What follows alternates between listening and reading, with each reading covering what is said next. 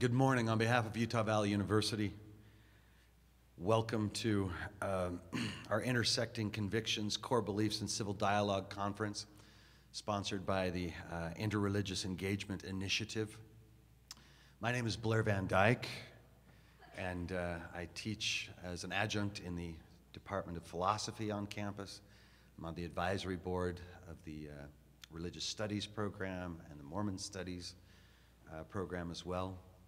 And I'm particularly appreciative of your attendance this morning. A special welcome to our guests from different parts of the country with different backgrounds that will make this conference particularly diverse and an interesting series of encounters at an intersection of civil dialogue. First of all, Joanna Brooks from the San Diego State University, John Moorhead from the Foundation of Religious Diplomacy, the Evangelical Chapter Head, Joshua Stanton from Hebrew Union College in New York City, and Chris Stedman, the Humanist Chaplain at Harvard. Our special extension of welcome to these particular guests.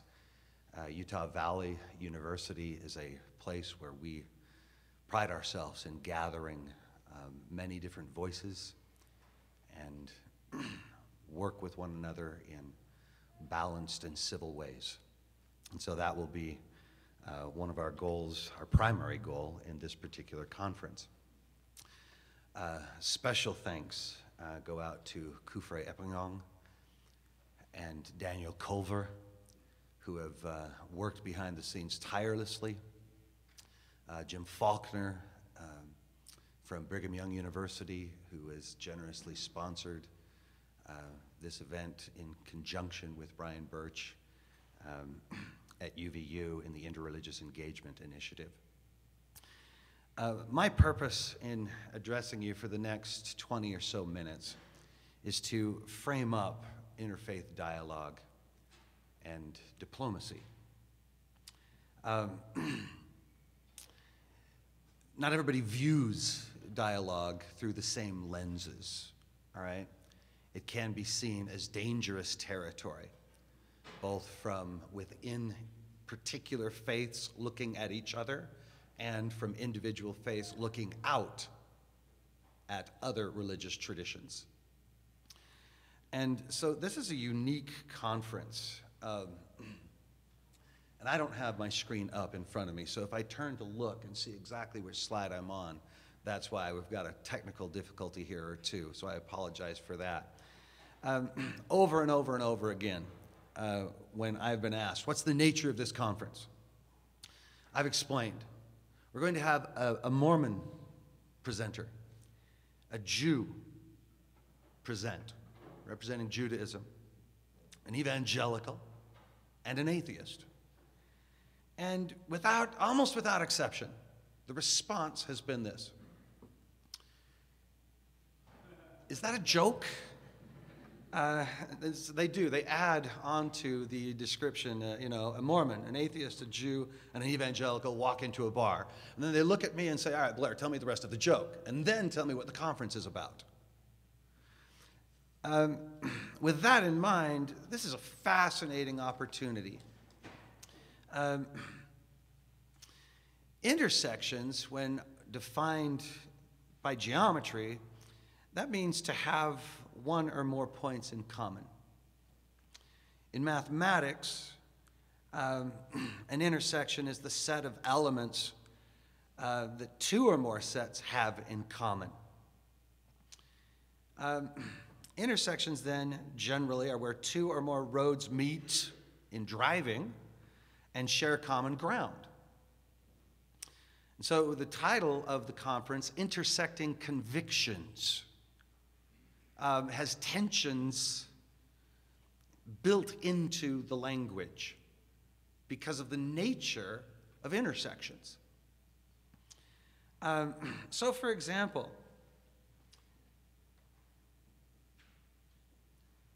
Roadways, if you can visualize the road that you drove in on this morning to arrive at the university, are generally defined by a shoulder or an edge, an outside parameter, in other words. In addition to that, the roadway that you drove in on had a median of some sort, either specifically marked or intuitively understood, that there is a center of that road. The addition to that, there are lanes, and the lanes of a road are relational. That is to say, there are left lanes and right lanes. There are directional relationships, meaning north, south, east, or west. We're traveling in a lane on a road going this direction.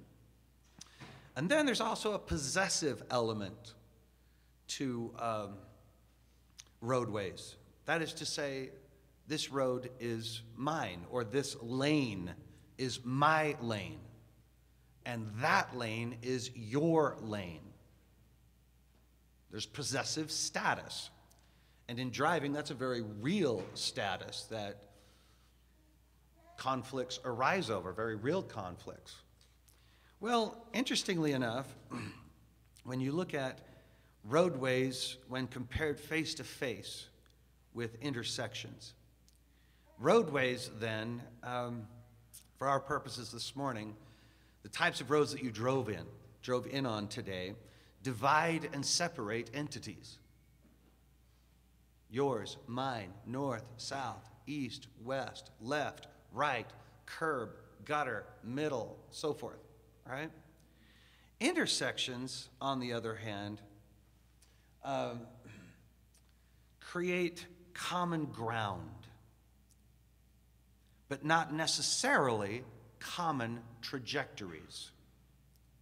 That is to say, in driving, it is impossible to change lanes in an intersection. There are no lanes in an intersection. It is a space that is shared by converging pathways, what we will call throughout the day intersecting convictions. So as you enter an intersection driving, do you abandon your trajectory? Does the make of your vehicle, Volkswagen, automatically change to a Chevrolet by virtue of your entrance into an intersection? No. But the nature of driving is different in intersections. And let's explore that difference. So we're dealing today then with presenters representing Judaism, evangelical Christianity, atheism, humanist perspectives, and Mormonism, all entering a particular intersection today of differing convictions.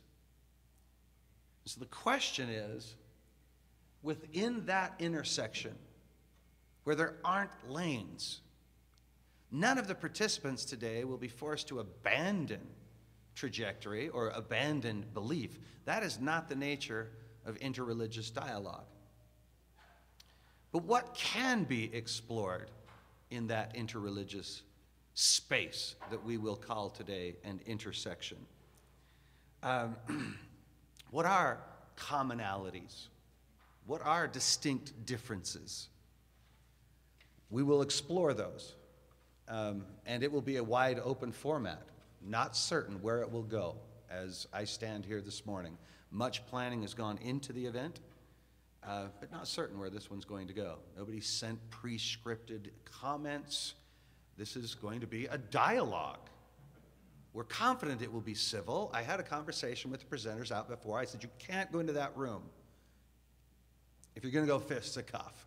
And they all agreed. As a matter of fact, we agreed to do lunch later today and dinner tonight. So I'm confident this will be an amazingly civil and productive event. I'm very much looking forward to it. However, religious intersections are risk-laden, make no doubt about it. An evangelical dialoguing with a humanist chaplain from Harvard, a Mormon stepping into the middle of that series of communications, and a Jew as well. Those series of religious convictions are diverse in so many ways. And we will discuss those diversities. But there are also many common grounds that can be explored within that intersection. And we won't shy away from either of them. Interreligious dialogue that only focuses on commonality is not genuine and legitimate dialogue. That would suggest a lack of transparency, hidden agendas. We're only going to talk about things that make one another completely comfortable. And we won't talk about that pink elephant in the back corner of the room, Mormon theological considerations of God, or Jewish denouncement of the messianic figure known as Jesus Christ 2 centuries ago, identified by Christians, or evangelical considerations toward theological definitions of the Godhead by Mormons, for instance, and humanist considerations that take God, generally speaking, off of the table and replace a deity with reason and rational considerations that do not need to bring those religiosity elements to the table, and yet continue to respect the position and place of religiosity in culture. That's the unique thing of Chris Stedman that he brings to the table. There is militant atheism. Chris Stedman isn't one. He's interested in exploring this space between non-religious and religious individuals and groups. And in that regard, he is a fascinating and interesting pioneer, and we're glad to have him here on campus today. So, with that said, I was going to show you a video of the Reverend David Benke. But technical difficulties will make that nigh unto impossible. So let me just walk you through what happened. A year after 9/11, David Benke was asked to lead a prayer meeting at Yankee Stadium. He is a conservative Lutheran pastor from the Missouri Synod. On the stand where he prayed were representatives of every major religion that New York City had to offer. That is a melting pot. It was a time of deep feelings of mourning still. It was a time of wondering how this terrorist act carried out against the United States would play out. And David Benke offered a prayer on behalf of all the victims, regardless of religious background. Interestingly enough, he was not only criticized, he was brought into the center of a religious scandal, if you will. Members of his own faith called him a heretic. They told him that he had dishonored Christianity. They accused him of being a spiritual terrorist, and that he was more full of hate than the individuals that flew the planes into the Twin Towers. That came from his own faith group, fellow Lutherans. Then there was a movement to excommunicate him from Lutheranism and remove his color so that he could no longer serve as an ecclesiastical leader within the Lutheran tradition. And that's the nature of risk. The risk associated was this: he had prayed in the presence of a variety of different religious adherents. And that is dangerous in the following sense. Lutherans would look at a prominent reverend like David Benke and assume that his prayer was bringing everybody on that stand, Christian and non-Christian alike, under one canopy. And that is unacceptable in the minds of some Christians in this case. And so it was deemed heretical. So interfaith engagement is risk-laden. And our participants and panelists and moderators are aware of that. But there are risks associated even at this university, in this 86% Mormon valley. Can we really accommodate 4 different religious traditions sitting up here on the stand discussing differences and similarities between the traditions? For some, the answer is no.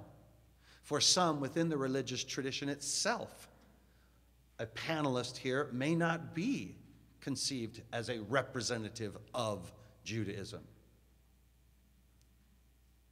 That individual may have it all wrong. And the representative of Mormonism may not be Mormon enough for Mormons, and so forth, all right? And so with that said, there are 4 points of an interreligious engagement that I want to focus on that I'd like to have you consider for the rest of the conference. Number 1, as we engage in interreligious dialogue, I would encourage you to approach it as a discipline, the way a biologist would approach an experiment, the way a chemist would, the way a social scientist would approach a particular problem historically, for example, so that it's disciplined. So the first thing we'd need to understand is that not all interreligious engagement is designed for the same purposes. Some interreligious engagement is designed to be ecumenical.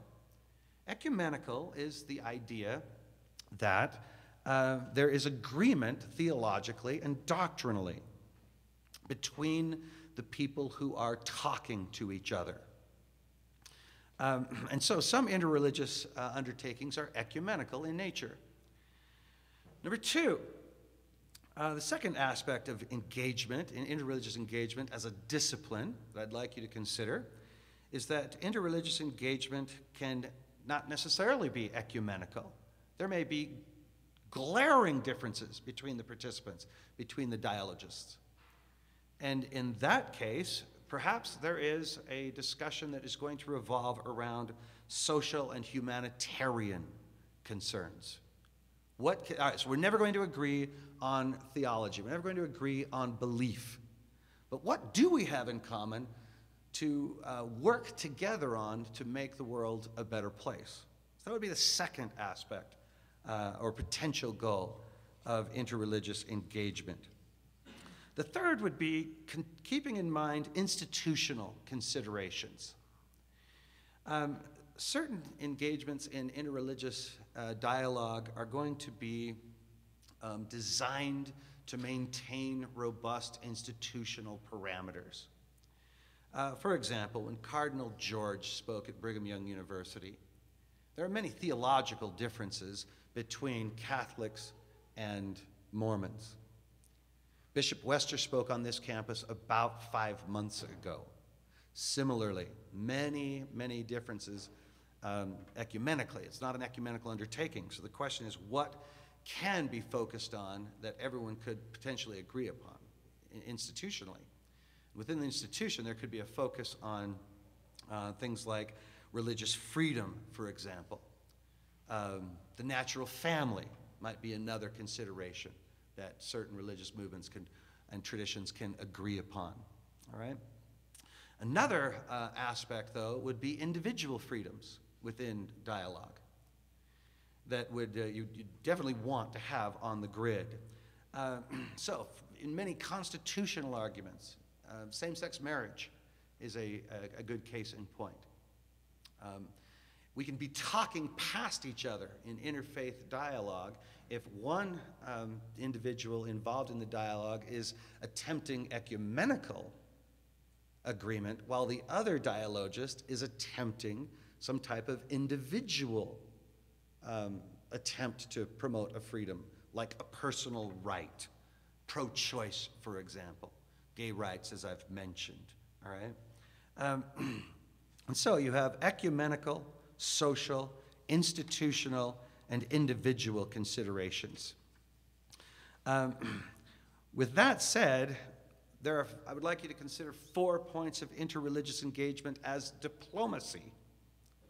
First, civility is essential. Second, transparency. Stealth undertakings within interreligious engagement is incredibly problematic.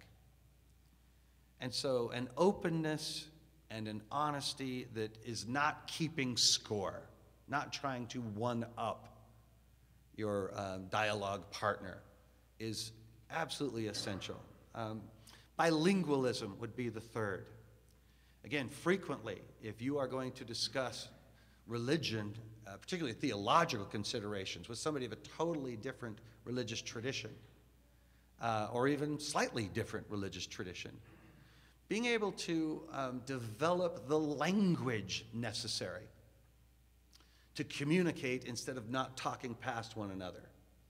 So when a Mormon uses the term God, and a Jew uses the term God, are we talking about the same thing? We need to dialogue about terms. And in that dialogue, we will develop a level of bilingualism that is essential to be illumined and create understanding. Finally, the fourth point I'd like you to consider is clarity comes from contrast. In many instances, interreligious dialogue is viewed from certain circles as a suspicious undertaking. That there could be certain types of sheep stealing that occurs. That if we let a Mormon with some feminist leanings come into the university, the next thing you know, man, everybody's going to be wearing pants everywhere. And that probably is not going to go over well on film. That's a contemporary example. But if you're seeing this 10 years from now, just disregard I said it. But what influence could interreligious engagement or intra-religious engagement have on individuals who are observing it, who are listening, and who are engaged in it? Does conversion take place as a result of interreligious engagement? In reality, the following occurs. I listen to you with transparency and civility in mind, with an interest in learning both commonalities and acute differences. And in the undertaking, my understanding of my positions is clarified and crystallized more securely. In addition to that, my understanding of where you're coming from is clarified and crystallized as well. But as a general rule of thumb, to go back to our intersection analogy, the Volkswagen does not turn into a Buick simply because you entered into the intersection and talked about different convictions. Nor does your trajectory change, as a general rule of thumb. And so, I leave those ideas with you with great anticipation and review with you the purpose of this conference in closing. The purpose of this conference is and has been designed to explore, define, and model the highest standards of interreligious dialogue, free from coercion, disrespect, and uncivil exchange. And in the process, we will be enlightened, we will gain understanding, and I am confident we will have many of our questions answered, and additional questions we brought to the table that we had not even considered. And the richness of humanity will be furthered as a result of our time spent here together today. Thank you very much. Welcome to Intersecting Convictions, Core Beliefs, and Civil Dialogue.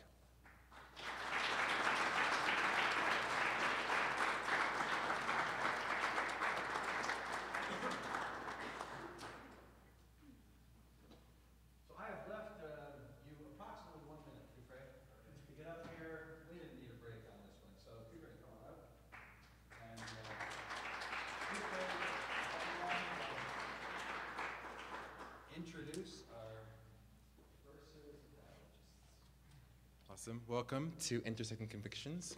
Thank you for coming out here. I know you guys have things you could have been doing, but really glad to see all of you here and hope you'll have a chance to hear the speakers and also ask them your questions and really engage in rich dialogue.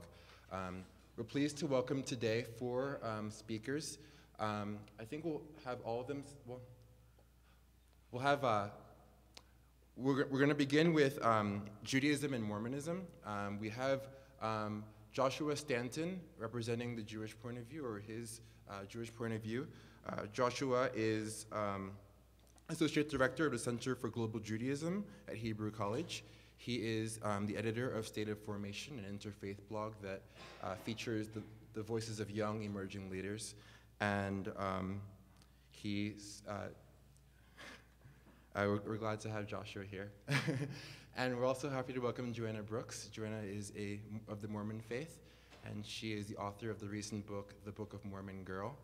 She's also a columnist or religion correspondent at religiondispatches.org. And so for our first session from 10 a.m. to 10:50, we're going to hear some prepared remarks from each Josh and Joanna. And from there, we'll move on to dialogue, both between the panelists and then opening the floor up to all of you. And we hope that as we open the floor up, we'll have a very rich and productive discussion with you. So now I'll open up the floor to Joshua and Joanna, and we'll begin from there. So thank you.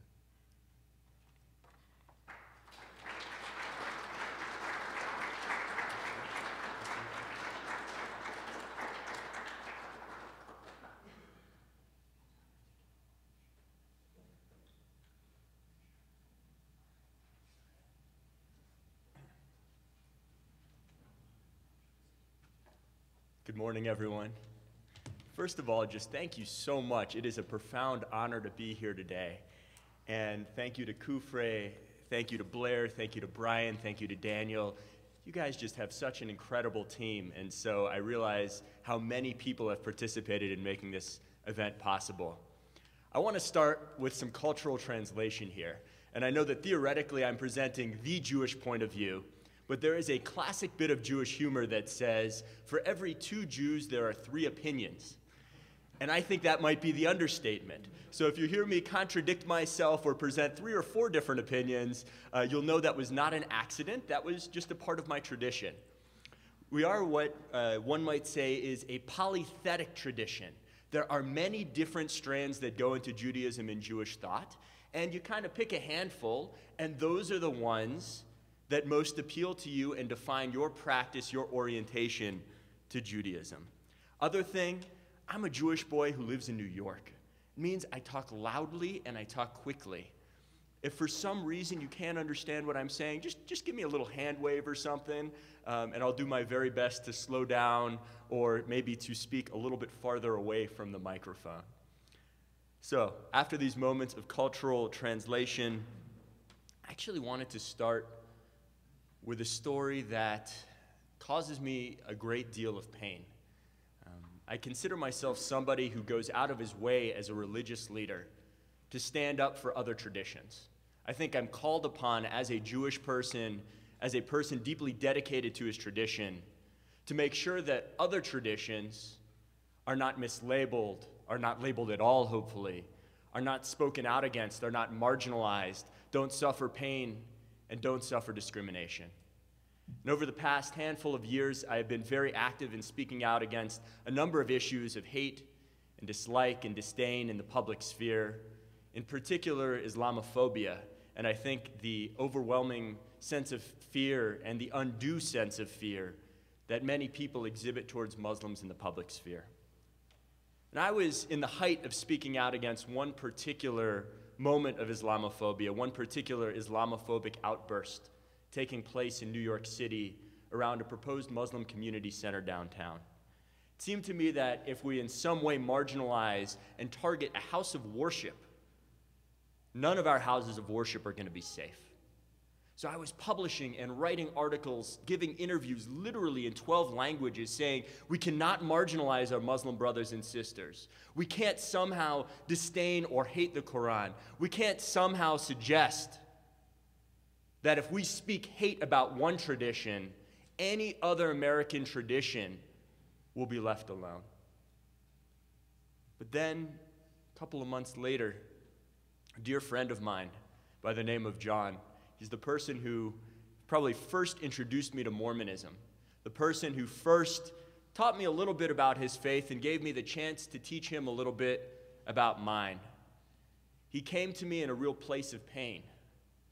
And he said to me, there's this new play coming out on Broadway called The Book of Mormon. And it's a comedy. How would you feel if someone came out with a play called The Torah, a Joke?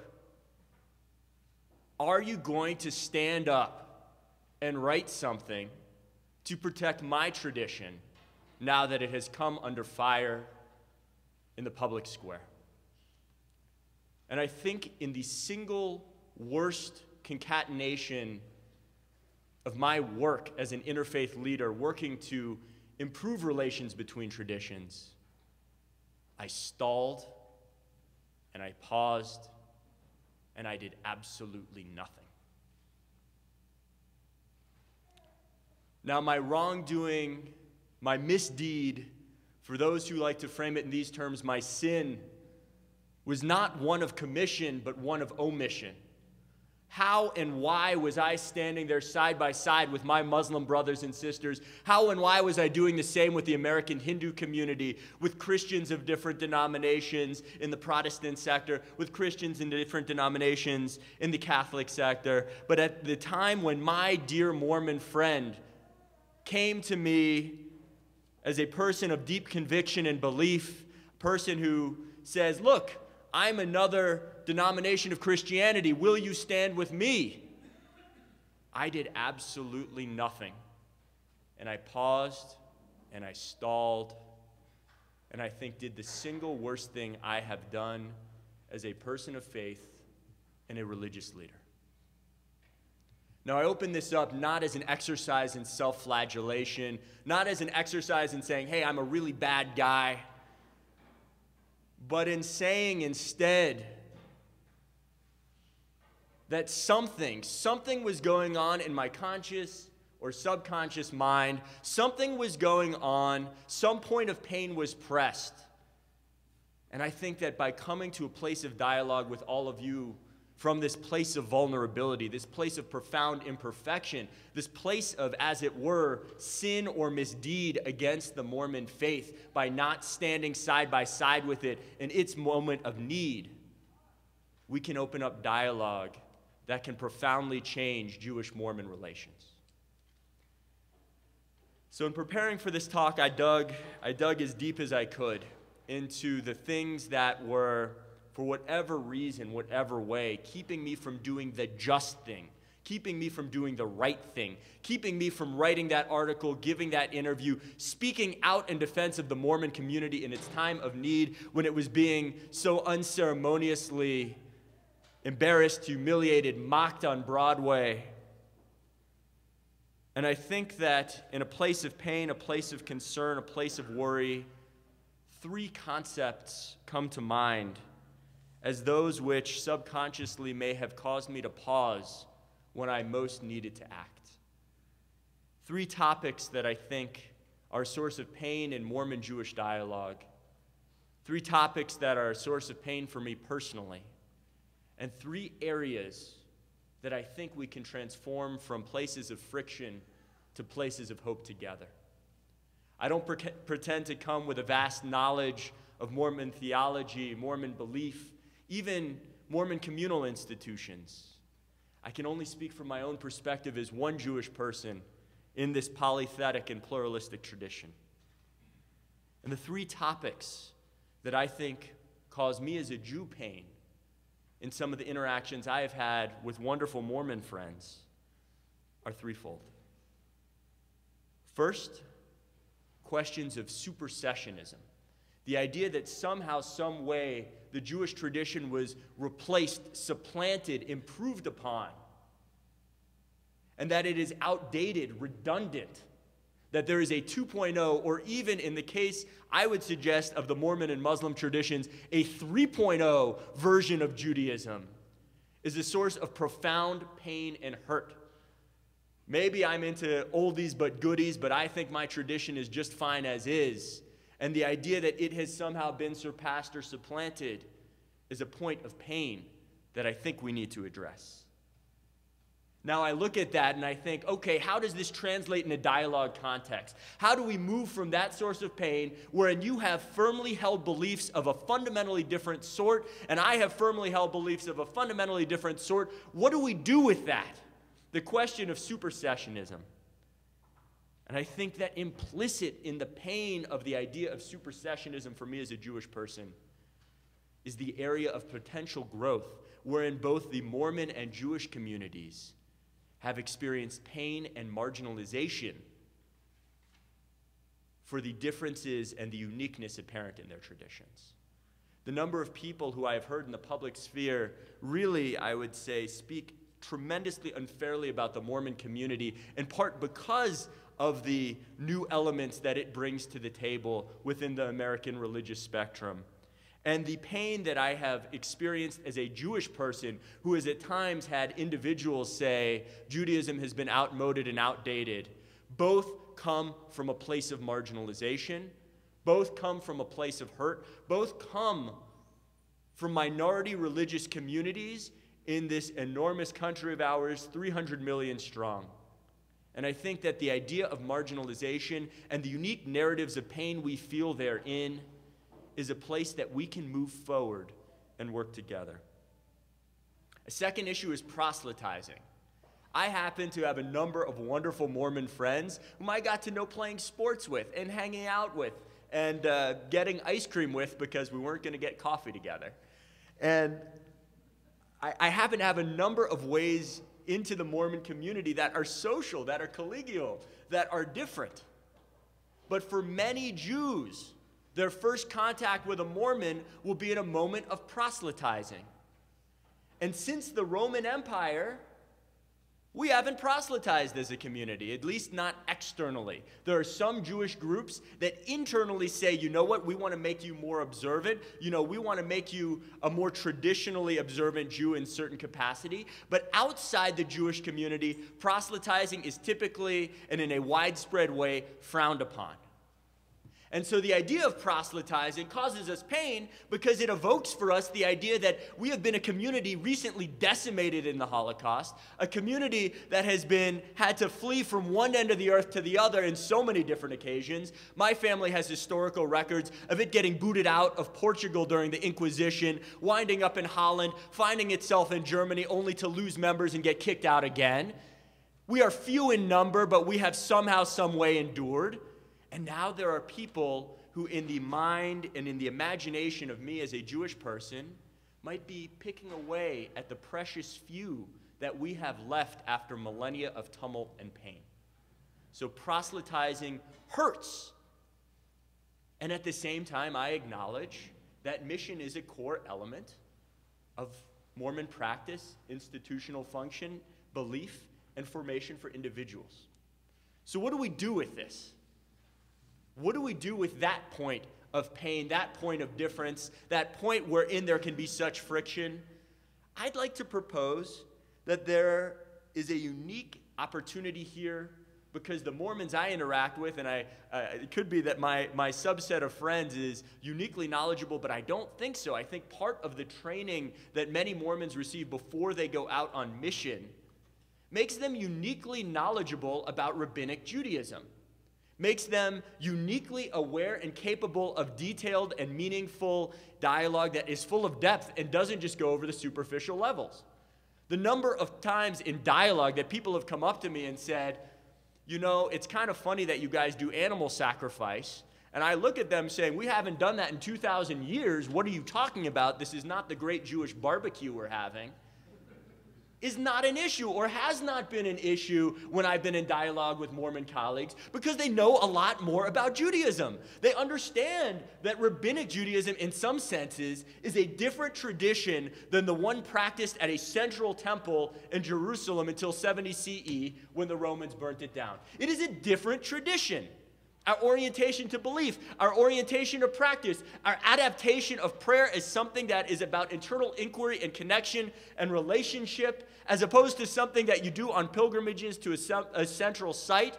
It's something that the Mormons with whom I've been in dialogue get, and I would be willing to bet that in part they get it, and they get it so well because they have learned about Judaism before going out on mission. And I think there is unique possibility therein for dialogue that is of depth and meaning. Third point, and I think that my dear friend and colleague is going to talk about this one, but the idea of baptism in absentia, the idea that one can do a religious rite to another human being in absentia. Now, I know about this from sort of the CNN 2-minute version, or the news blast that comes out in the Jewish community, oh my goodness, Jews are being baptized in absentia. And so I need to preface everything I say with the fact that I don't know very much about this practice, and my guess is it might not be as widespread as it comes to be seen in some ways at those flashpoints within the Jewish community. But the reason that the notion of a religious rite performed in absentia is so troubling to Jews, and particularly to individuals after they have passed away, is so troubling, is a couple-fold. First, it plays back into that history of persecution. We have been persecuted. Many of ours have died in order to remain part of the Jewish tradition, part of the tribe of Israel in a certain way, part of our community. They have died for a cause. Let them choose their own religious tradition. Let them, after death, to be certain, have agency over their memories and over their legacies. There's a particular concept also Talmudically, the idea of loeg l'rash. I think of Brachot 18. The idea is tormenting the lowly, literally tormenting the wretched person. And so Jews, if you go to a Jewish cemetery, you don't come in with a prayer shawl, a talis.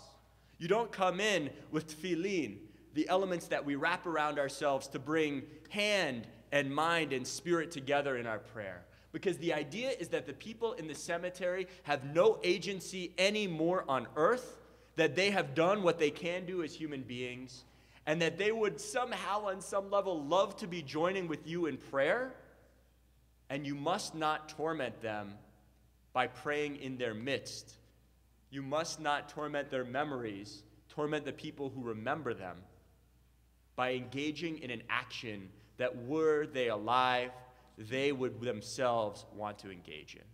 So it hits this particular pressure point in terms of honoring the legacy of people, in terms of volition, in terms of intention, the concept of kavanah, intentionality, that is so key to Jewish thought and Jewish action, that you act with open eyes and clear mind, that you act and you know where you want to go and what you want to do with those actions.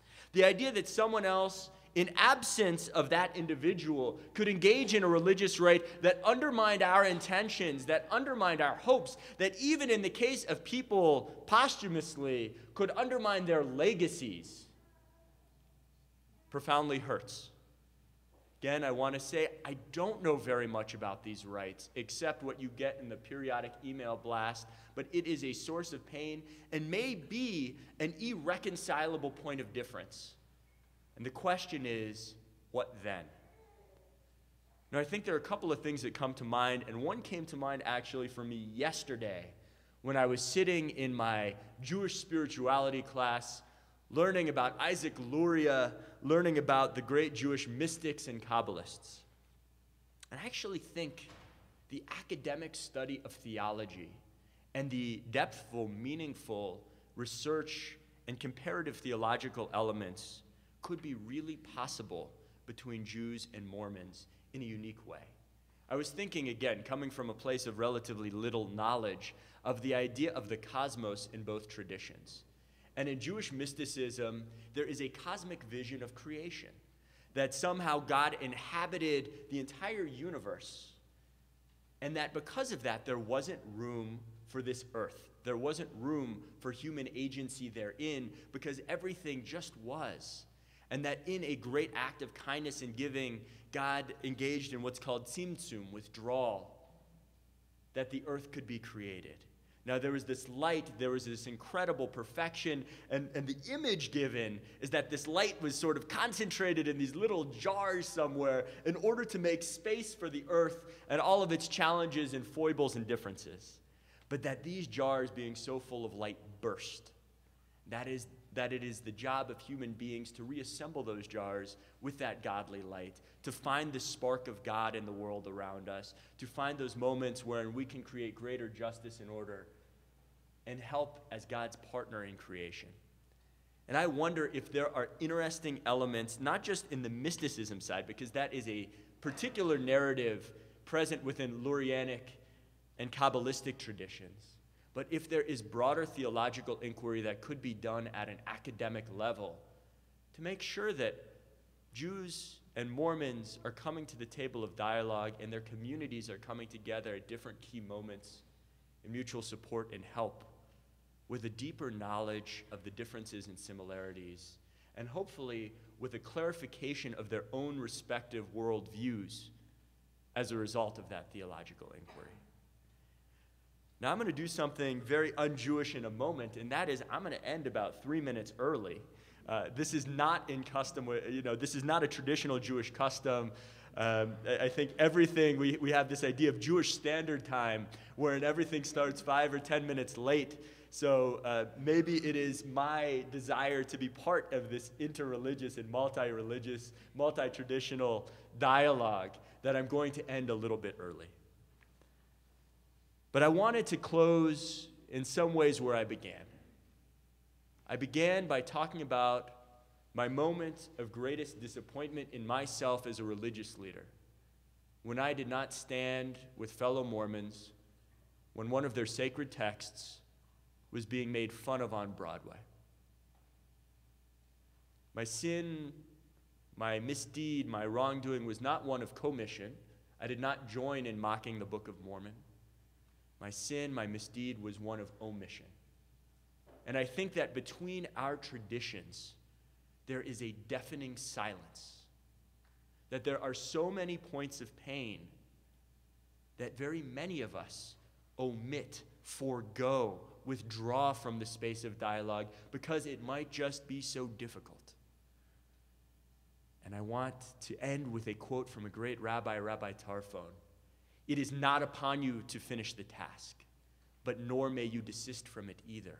It is upon each and every one of us here today, irrespective of tradition, to be bold, to be brave, to go in a little bit farther into this uncomfortable space of dialogue, because we cannot afford between our traditions to simply stand silently as we are at different times humiliated in the public square, as we are made the laughing stock of people seeking glory or fame or possibility. It is upon each and every one of us to come forward in openness and vulnerability and with the aspiration of better collaboration in the future. That is our task today. And I am so excited to be engaging with each and every one of you in that kind of open, vulnerable, aspirational dialogue. Thank you so much.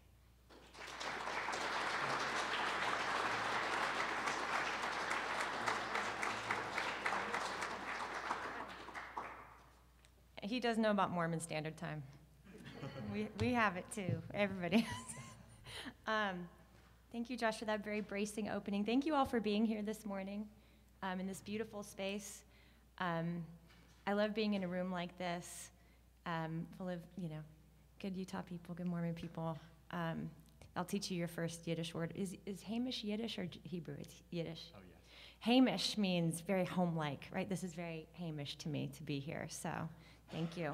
And I want to just acknowledge the exceptional introduction that Blair Van Dyke gave to this event. It was truly important. I think interfaith, multi-faith is very popular right now, but rarely is it approached with the kind of rigor that Blair Van Dyke gave it this morning in terms of acknowledging the difficulties it can entail. I think that's something Josh and I have in common. We're going to both, our remarks are going to intersect really nicely. And I think it's important to note that this rigorous, and I love what Blair said about the discipline required. This is going to happen here at UVU.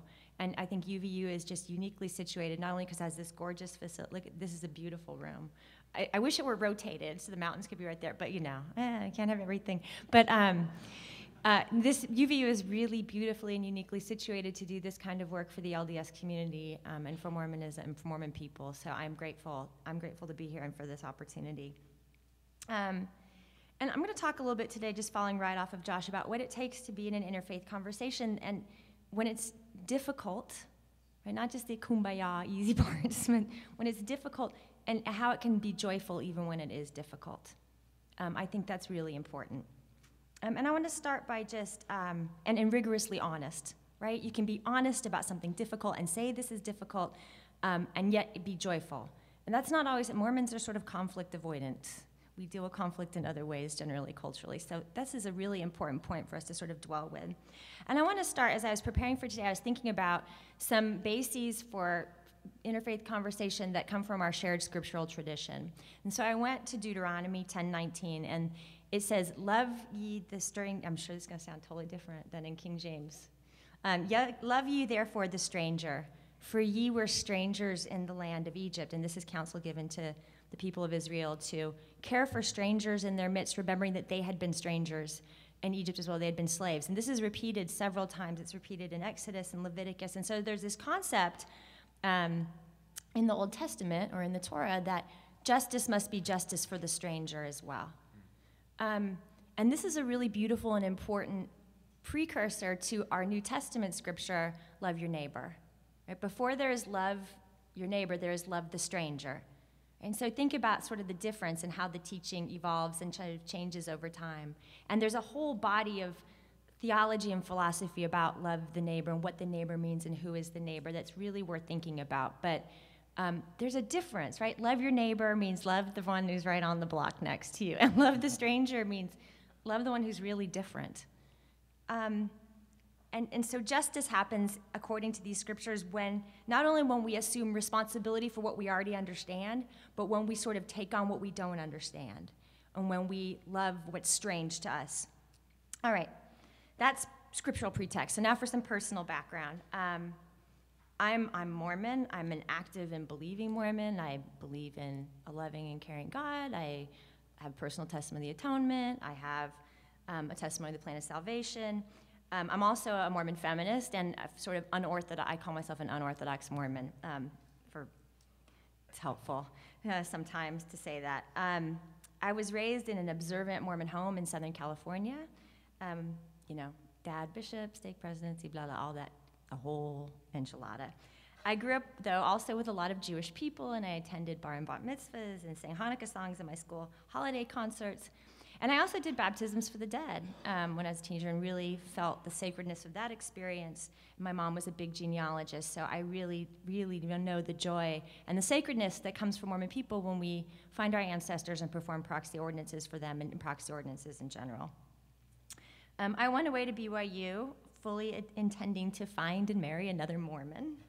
But life took some different turns for me. And I met, not at BYU, but a few years later, I met a Jewish man and fell in love with him, and we married 13 years ago this summer. And my husband also grew up in Southern California. This is just sort of helpful for people who play inside baseball or keep track of these things. He was raised Reform, but he is now affiliated with the Reconstructionist Jewish movement, which is a progressive but scholarly, is that good? Yeah. You're doing great. You want to come to rabbinical school? I've learned some Jewish stuff, as you'll see. And so for about 15 years, I've been in a state of constant learning about Jewish religion and culture while maintaining my own beliefs as a Latter-day Saint as they've gone through their own transitions, as all adult beliefs do. And I've had so many people ask me, how do you do it? Is it really hard, this interfaith marriage? I said, well, we're both Democrats, so everything's fine. But we both yell at the same things on the radio, so, You know, if we were both Republicans, we'd be fine too. But it's really 98% joyful. But there are difficult things that don't resolve easily. There are these difficult things, but that doesn't make up most of our life. Most of our life is very joyful and shared, and we find so much commonality in our faith. But there are irreducible difficulties. And over the years, too, I've attended Jewish services, I've learned Hebrew prayers, I've read up in Jewish theology and culture, I've listened closely to my Jewish relatives and friends, sort of the shik's the fly on the wall. Shik says he's going to laugh at it. Shik is sort of a mildly derogatory term for like a non-Jewish female, especially one who marries a nice Jewish boy and steals him from everyone else. I've learned to cook, which is actually important. I've learned to cook matzah bar and hamantashen and brisket. I volunteered at the Jewish preschool my children attended, and with my husband, I helped select a synagogue that our family could belong to, where I, as a Mormon, could be as well.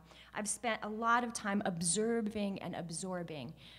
I've attended High Holy Days services with my husband, and on Yom Kippur, one of the most important prayers, the Kol Nidre, is in asking for forgiveness, not only for the Jews, but for the strangers in their midst. And I've been one of those people. I've attended Yom Kippur services as a Mormon person and asked for forgiveness for my sins in that really sacred space.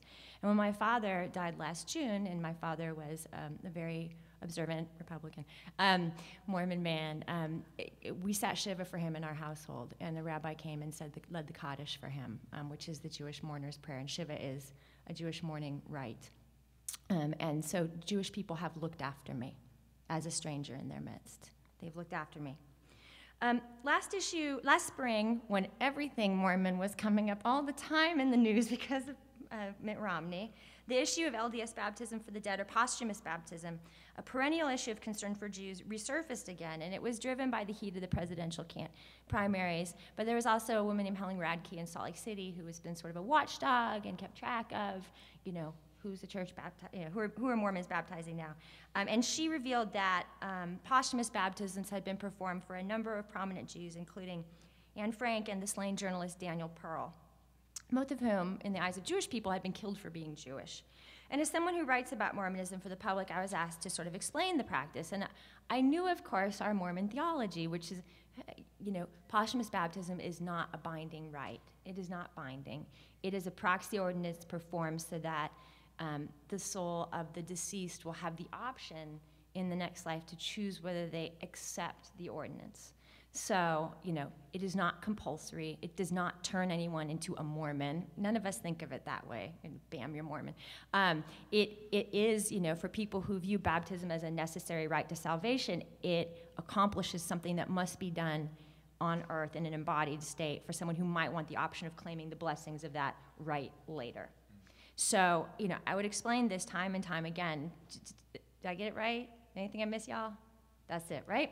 So, I would explain this time and time again to family, friends, professional associates, write about it, and I noticed this never brought any sense of comfort to anybody who I talked to who was Jewish. It didn't really, no, that wasn't comforting. And so this kind of forced me sort of to undertake a learning process on my own, and to figure out why. And to do it from sort of an intuitive place, a place of lived experience. And that's what I kind of want to share with you for the next few minutes. My learning process about the stranger, right? Setting aside a Mormon theological reasoning about what baptism for the dead means and why we don't view it as potentially being offensive to someone not of our faith.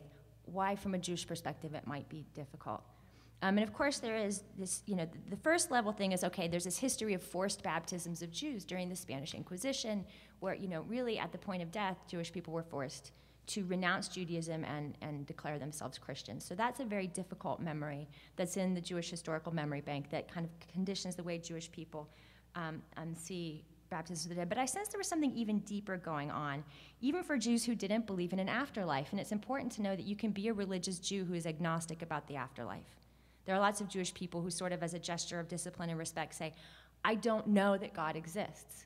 I don't know that there's an afterlife, but I am religious. I'm willing to stand here and pray with this community. And many, many contemporary Jews, especially Reform Jews, who constitute a huge chunk, if not the majority, of American Jewry. Is that right? About a third. Oh, a third, really? where I grew up was all Reform. Anyway, for Jews who don't believe in afterlife, even for these Jews, posthumous baptism was profoundly discomforting. And so I reflected on any experience I could have that could help me understand. And I thought first of what happens when I go to a cemetery with my husband. And when I go to a cemetery with my husband, it doesn't matter if it's a Jewish cemetery or a regular, an interfaith cemetery. My husband finds the Jewish section, and he spends extra time there after we visited and paid respects to whoever we want to pay respects to. He spends extra time in the Jewish section. And he goes from grave to grave, and he just reads out the names. He's like, listen to this one, it's so great. Isidore Finkelman, what a great name. I love this name, Shifra Bronzenstein, he's just moving along these Jewish names, just saying them out loud. And I've observed him taking this special pleasure in these names. And names are important, and there are these recognizably Jewish names, which is really important given that Jewish people are a diasporic people. So there are Jews who live in the United States, and Jews who live in Europe, and Jews who live in South America, and Jews who live in Mexico, and Jews who live all over the world. But across these spaces, Jews name their children in some pretty conventional ways that reiterate the tradition. So you can be a Jew born in Argentina and have Shmuel Lowenstein, and everyone knows you're Jewish, no matter where you are. So this naming as a hedge against assimilation. And then I thought about the act of LDS people taking these Jewish names, one by one, into a baptismal font, and then keeping these names in our records. And for us, the name is sort of just a reference point. It's sort of just like a bureaucratic detail. You have a name, okay, it's a good thing to have a name. Our ordinances are done in our name. But really, where the sacredness in baptism for the dead lies for Mormon people is in the choice the departed soul makes to accept the ordinance or not, right? The sacredness is in agency for Mormon people. But for Jews, I came to realize there might be something sacred residing in the name itself, right? So for Mormon people, what matters is that the soul chooses. The soul on the other side says, yes, I welcome this baptism and I accept the ordinance. Agency. But for Jewish people, I think there's something going on with the name itself. And I started thinking about the role of names in Jewish philanthropy. And if you go to a well-funded Jewish synagogue, there's not a piece of hardware in the building that does not have a name attached to it. And this always, this is not what we do as Mormon people, right? You don't know.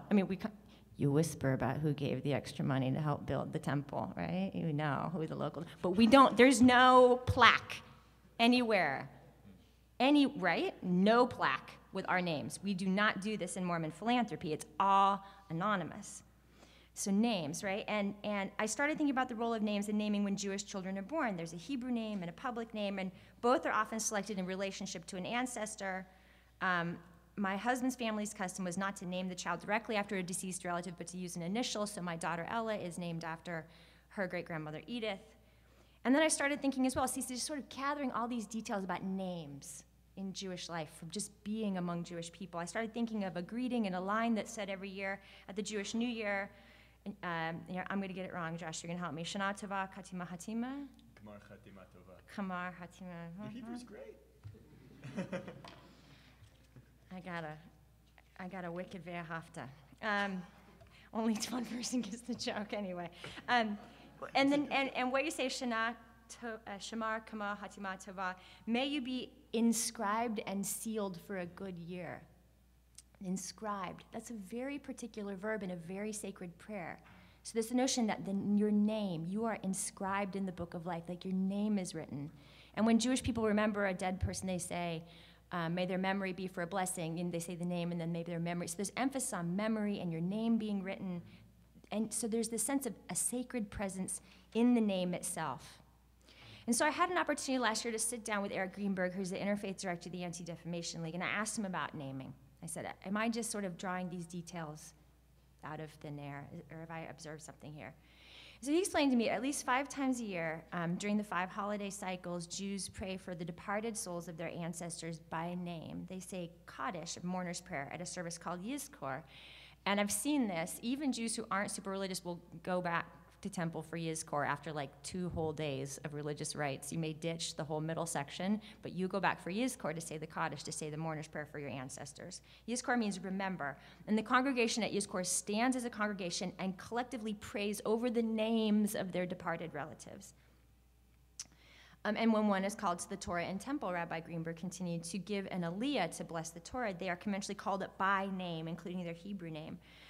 From the moment of birth throughout your life, you're expected to live up to your name, and it follows you into death and becomes the seat of your memory. And this emphasis on names is actually historically developed in the Jewish tradition. 1,600 years ago, the rabbis of the Talmud devised a theological custom for changing names. And the Talmud says, according to Rabbi Greenberg, 4 things can cancel doom. This notion of doom, which is big in Jewish tradition too. We don't have a lot of doom in Mormonism. What do we have? Guilt. End times, maybe, too, but not doom the same way. 4 things can cancel doom: charity, supplication, which is prayer, a change of conduct, or a change of name.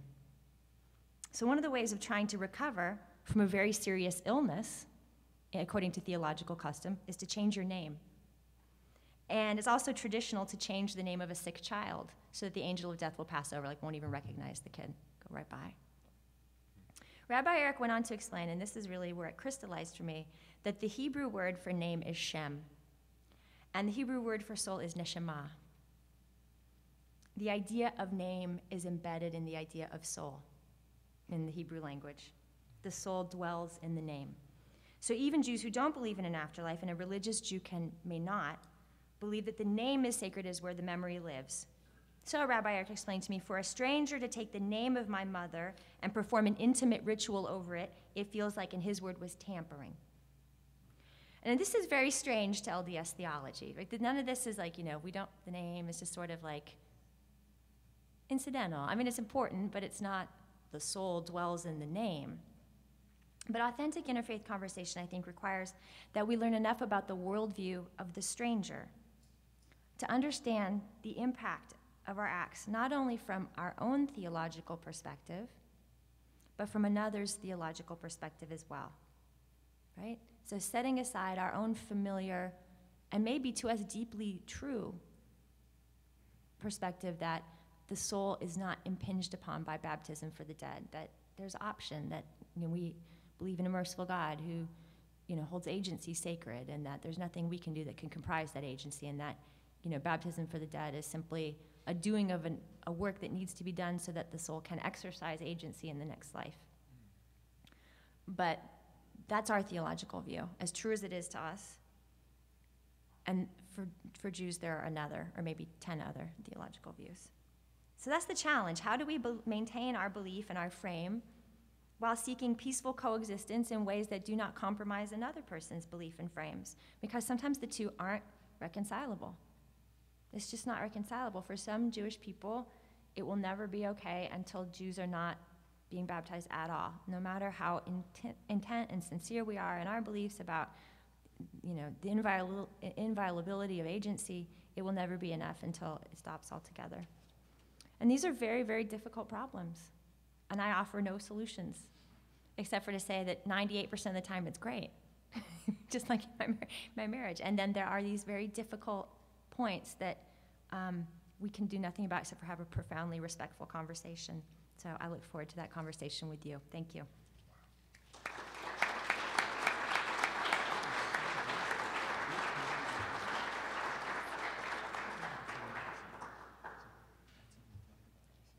Thank you, Joanna and Josh, and thank you for those who have joined us in this session.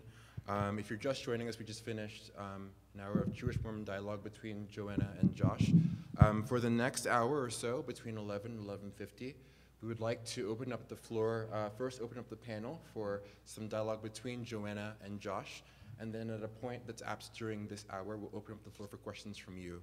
We have a mic here we'll pass around at that time, but for the next 50 minutes or so, we'll begin with opening up for you, Joanna and Josh, to respond to each other. Your mic should be on, hopefully, and yes. So we'll begin with that at this point. So I just wanted to raise for one moment, raise up Blair's comment in terms of being religiously bilingual, because Joanna is totally fluent, it seems to me, in 2 very different religious languages, stunningly so. I would say you are more knowledgeable than 90 to 95% of Jews in the pews. That's true, but that's okay. And it's But it's different. I mean, but we Mormons do that. Sorry to interrupt. No, I think it's fabulous, though. And the other element, to put a little bit of religious language on the way that we've proceeded so far in dialogue, there's this great study, or I guess student of Torah, teacher of Torah, Nechama Leibowitz. And what she looks at when studying a Torah portion is mahakoshi, mahakushia. Where is the difficulty? Where does it lie? And her belief and understanding is that by examining and studying the point of difficulty, that's where a greater understanding is possible. And so I think one of the reasons I'm so excited for this conversation with you, Joanna, is simply because I think we've opened up some of the tougher points, and I think there's real potential for progress. We led with the difficult. Well, I want to say that becoming bilingual, it feels very natural to me. It comes from my Mormonism. We don't have paid clergy, right? There's no one who's going to know our religion except for us. I mean, it's funny, you know, Jews are like, let's just pay someone. They can study it, they'll be in charge of it, and when someone dies, we'll call them.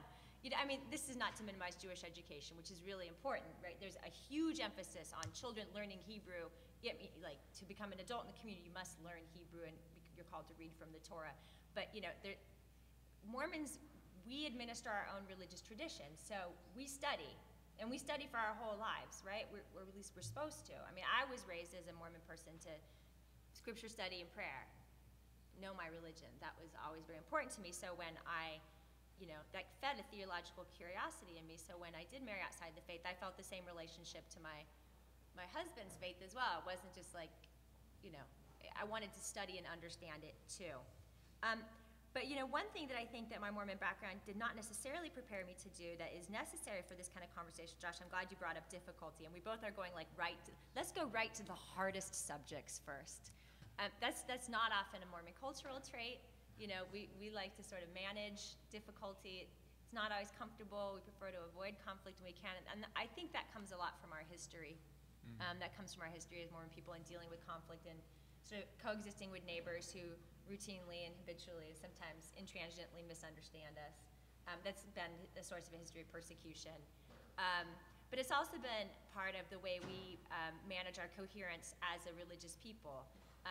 You know, at church on Sunday, we don't usually go to the most difficult, like, let's go right to polygamy right now. Let's work it out. You know, church is a place where we affirm our relationships with one another in terms that are very safe, because there is so much diversity. I've been instructed to bring the mic closer. Because there is actually a great deal of diversity in our lives, there's a desire on Sunday to keep it very neutral and accessible. So Mormons by habit don't understand what it's like to really get in a good argument on Sunday. Well, we tend to be more quiet about it. There are ways we argue with one another, but we don't just get out there with our dukes and say, I disagree with you. That doesn't really happen. Our public performance of Mormonism is often a public performance of orthodoxy in a sense. I agree with you on this, I agree with you on this, I know this, you know this, we all know this, it's all good. So it's really interesting the way it challenges us as Mormon people to start a conversation with difficulty, which I think Blair did beautifully this morning. It's like, let's go right to the difficult part. Let's assume we're gonna be joyful and we're going to be honest, but we're gonna go right to the heart of the matter. It's very Jewish, not very Mormon. But we're doing good today. Thanks, Blair. So should we open it up to questions from the audience, or what is your preference? Sure. I think we can even, if there's different points, we'll go back and forth on. But at this point, if there are comments from the audience, questions or responses, and now feel free to, we'll have Curtis come around with the mic. And while we're getting this set up, first person, is there a comment right now first? Over here, James. I'm not sure to what extent the panelists have already talked about this, but I think there was restraint. Oh, excuse me. Could you wait till the mic gets to you? So we'll have somebody bring the mic to the table. Because we're on tape. We want to be able to pick up your comment, your question. Thank you. Thank you. All right. So there was a recent Pew study, I think, that showed that Jews are the most sympathetic to Mormons out of any sect, including far beyond most Christian sects even. And I think we've already spoken a bit to this perhaps cultural sympathy, but could we speak to it more? I mean, why is that present, and is it perhaps more present in Reform Judaism or Orthodox Judaism? I think you're referring to, the figures I know are from the book Amazing Grace by David Campbell. He did this huge search at it, yeah. And he measured the warmth index. And, you know, Mormons are extremely warm on Mormons. It's like, just, yay, you know, in the room with other Mormons, you know, like 90% I feel good. And no one else loves us as much as we love ourselves. In fact, for people who, like, value our active role in our communities, our Mormon helping hands, being out and doing good in the neighborhoods where we live, a lot of our neighbors really just don't like us that much. So the warmth index is actually pretty tepid for mainline Protestant faiths, evangelical Christians. But Jews were warmer. Jews had more warmth towards Mormons, and that does comport with my experience. And I think there's reasons, but I mean, you can't generalize it because different what's the word I want to say? Different movements within Judaism might see Mormons differently, and individual Jews will see Mormons differently depending on their experience, yes? So a couple of thoughts about that. I guess the first, I'd love to see the figures on the warmth index about Jews with other Jews. Very mixed. It might be very funny. We're a very lovingly self-critical group of folks. So it could be that we feel warmer about Mormons than we do about... but in this particular case, my surmise is that there are different places of connectivity for different streams of Judaism. I wonder if more Orthodox, more traditionally observant Jews find connectivity with Mormons in terms of regularity of prayer practice and other spiritual practices, in terms of certain concepts in family life, in terms of orientation to Israel as both a political and spiritual entity. And I think that probably more progressive Jews, my guess is they relate to the idea of being a religious minority. They relate to the idea of persecution. They relate to the idea of exile or being viewed as different and being viewed with certain labels. So my bet would be that if you were to segment the way that different subgroups of Jews feel about Mormons on this warmth index and then ask them why they rated it in a certain way, my bet would be you would find very different reasons among very different groups, as is typical pretty much with anything Jewish. You know, do you like Hamantash and do you like bagels? You'll probably get 4 different reasons from 2 different Jews. So, yes. Yeah, I've heard. When my husband quoted someone he ran into, Mormons, Rocky Mountain Jews. You know, I mean, there's a sense of peoplehood difference, the sort of the insularity of Mormon people, how we like look out for each other, that I think Reformed Jews get. But I think what's a great takeaway from the statistic you cite about warmth among Jewish people is that, you know, there can be warmth despite profound reservations about aspects of Mormon theology and practice. And many Jews do. Like my family, my husband's family has said, okay, they've been very nervous when I've asked about genealogy, doing their genealogy. You know, my mom is this fabulous genealogist, and, you know, my father and I said to me, my husband's aunt has said very plainly, don't you dare baptize anyone. And so even with that difficult subject right out in front, the warmth is still there. And I think that's something that the statistic reflects easily as well, because Reformed Jews know, and which is you know, Reform and Reconstructionist Jews is where most of my interaction has been. They know. They know about Daniel Pearl and Anne Frank. They know. They don't like it. It is not okay. But they still maintain a warmth towards us. And I think that's, you know, worthy of emulation. Great. So perhaps another question?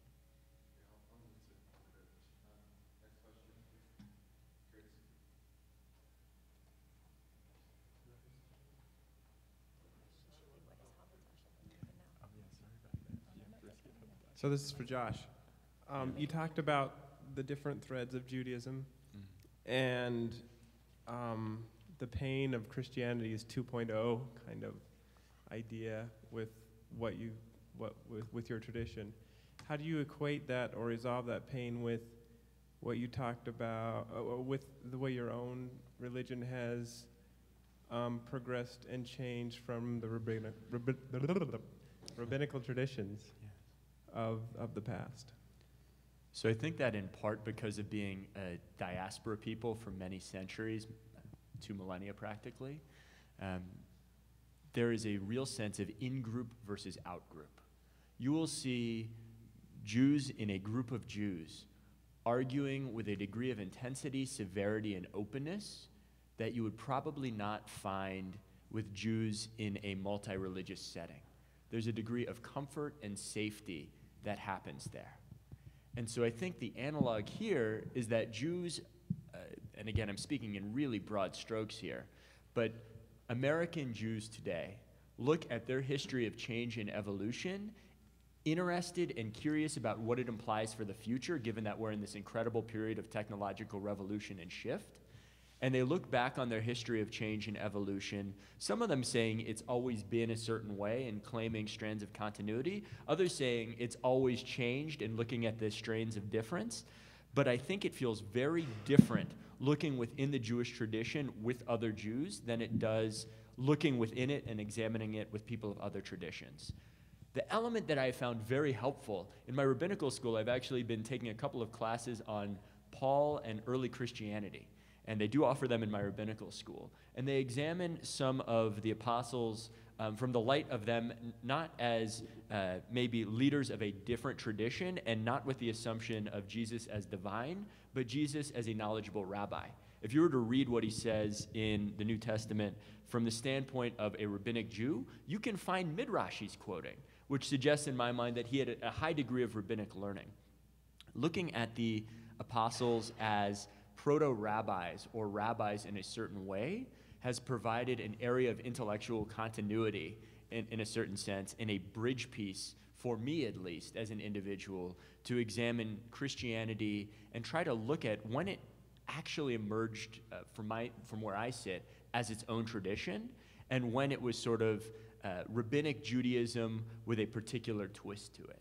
And so I think that there are bridge pieces we can look to, but I'm not surprised that there is this gap between the way that Jews examine other traditions' new books and the way we examine our own, the Talmud, which we kind of retroactively write back into a Torah-centered Judaism and smooth over a little bit in terms of some of our internal conversations. Did that answer your question? Awesome. I think it's a fabulous question, and I think that, frankly, I would love to see American Jews, where all of a sudden we went from being this people that everyone disliked, we're, in terms of the warmth scale, we're the most liked religiously tradition in the country, most liked religious tradition in the country. And where and how this happened, I have absolutely no idea, but I wonder if we could all of a sudden take our heads out of the trenches and say, oh my goodness, we're ready for more meaningful and less fearful dialogue about the 2.0, 3.0 questions of supersessionism.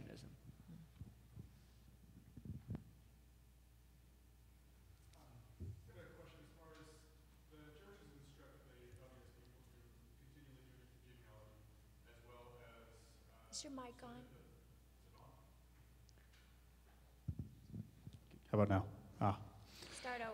You're fine. The church has instructed the LDS people to continually do our genealogy, and as well as submit the names to the to do the work for their ancestors. Now, when it comes to, I mean, maybe this has already been stated by the church, and I haven't really looked into it. But when it comes to someone, say they have an ancestor that is indeed Jewish, what is the feeling? I mean, is the church even allowed to? I mean, I don't know if they've said don't do it. What's the feeling among the Jewish people? Can we do it? And I mean, obviously, it's not something from what has been said. It's not something that's going to be liked. But what is the general feeling? I think you might actually be able to speak to this. And it's a great question. And you know, baptism of the dead is fascinating because it breaks down some very pragmatic considerations, especially the way we do our genealogy now, and the way that names are submitted for ordinances in the temple. And in my discussions on this, I've found that most people aren't worried about the Mormon who, in doing their own family history, locates Jewish ancestry and, you know, performs proxy ordinances on behalf of their own ancestors. That's a more, people may not like it, but it's this person's sacred practice, you know, it's not the big issue. The big issues come up around extraction. The whole, you know, the extraction of names from records for ordinance work. That's an issue. So you might have, and there's not a great deal of public information about how many of the names now going in for ordinances come from extraction and how many come from member genealogy. Over time, large majority of the names submitted for ordinance work have been from extraction. Everyone understand what I say when I mean extraction? Like, people are reading the census from 1920 from Illinois and digitizing names, and those names are then just getting submitted for ordinance work. And so if you go to Skokie in 1920s Illinois, and these are all Jewish names, and people, they're just sort of being computerized, sort of submitted, and the work is just being done. And it's not intentional, but it's also not respectful, according to a Jewish point of view, for large blocks of names of Jewish people to be submitted for these ordinances. So that's an issue of concern, is the role of extraction. And it's really hard for people who care about this to get any information about how much extraction still takes place. So for Jews who are concerned, that's an issue.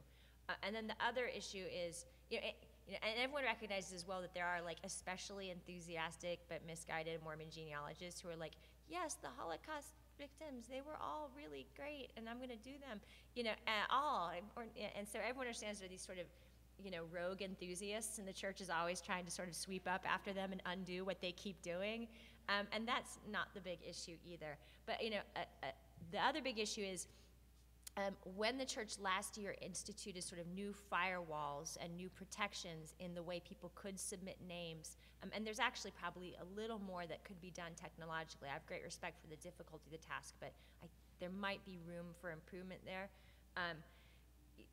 The same firewalls that prevented people from submitting names of Jews or looking up names of Jews to see that ordinances had or had not been done prevented Jews who were concerned about finding out if their ancestors has had work done for them, finding that information out as well. So, if I have a friend who says, look, I really don't want my great-grandmother's name, for whatever reason, it's really important to me, it's very difficult to say to that person, okay, they have no way to sort of log on, check it out, see if an enthusiast or an extraction worker very innocently submitted the name of an ancestor for a proxy ordinance and to request that the ordinance be canceled. That's something I've heard Jewish people who care about this issue bring up. So those, and they're very pragmatic considerations, and we're a very pragmatic people. We're like, okay, we've got to do baptisms for everybody who ever lived. Let's get cracking. How do we actually do this? I mean, it's a remarkable endeavor that the Mormon people have taken upon themselves and do it with such dedication, such devotion. But in that sort of scope of that, how do you carve out space for principled objections for people who want to be left alone? Is that even technologically possible given the way that it's done now? So those are the issues I hear coming up. If I could just jump in for a second. First of all, I think this is so helpful, and I'm gaining greater clarity, I think, in terms of what the issue consists of itself because of my lack of knowledge, frankly, of the Mormon tradition. I think that the question that comes to mind is opt-in or opt-out. If the key idea is that we can trace genealogies back, presumably you can trace them forward to living descendants of these people, and I'm wondering, why not ask them before doing it? Why is the presumption opt-out, where if they find out about it, maybe they can have their relative taken off a list, as opposed to opt-in, which I think would be much more in the open and say, look, we are trying to perform a service that we think is good for people. We would like to do this for your relative. Are you okay with that? I think from the standpoint of a community that culturally is rooted in a value of sometimes painful openness about tough issues, it feels like an around-the-back approach to get names off of lists as opposed to asking. I mean, if there's such a wealth of information in so many family trees, why not figure out who's living from that family tree and ask them? And maybe if there's not a living descendant... Or Jews could just sign up for the no baptized list or something. Yeah, right. But I think that is a big question that comes to mind for me. I think that probably 95% of Jews, if you asked, hey, I'm doing this public service here, could I baptize your ancestors or perform rites on your ancestors, would probably say, no, don't do that. What I'm curious about is, if that's the case, why go do that anyway?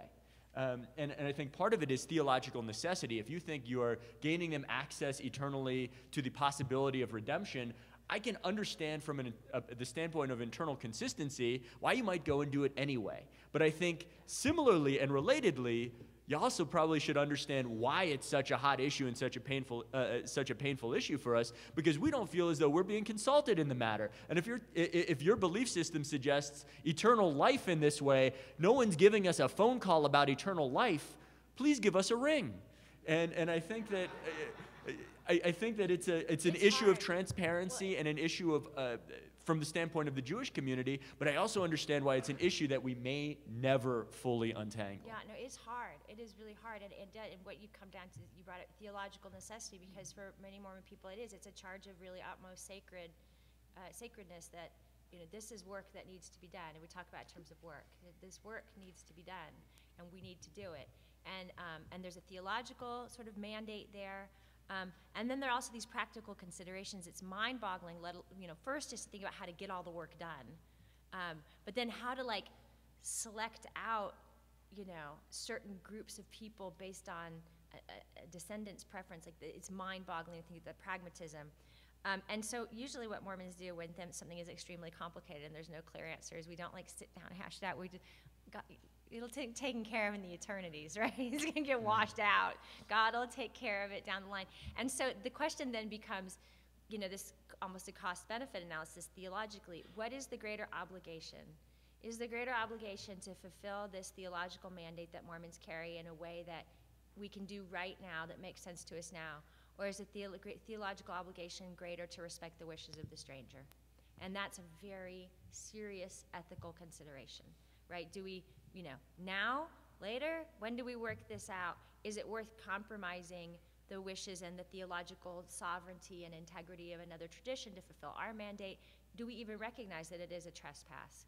And that's just a hard conversation. It's not easy. Well, a part of me, just to jump back in on this, and I think, this is almost at the crux of probably the issue of pain between our communities, if I could identify one as the biggest, perhaps. And I'm wondering, so first of all, I understand the idea that if it's like Pascal's wager, right? You believe or you do a certain rite, and you give people the opportunity of eternal salvation. You don't do that right, and they're consigned to damnation. From the Jewish standpoint, but we don't have hell. You should know that. Neither do we. Hey, we got an area of commonality.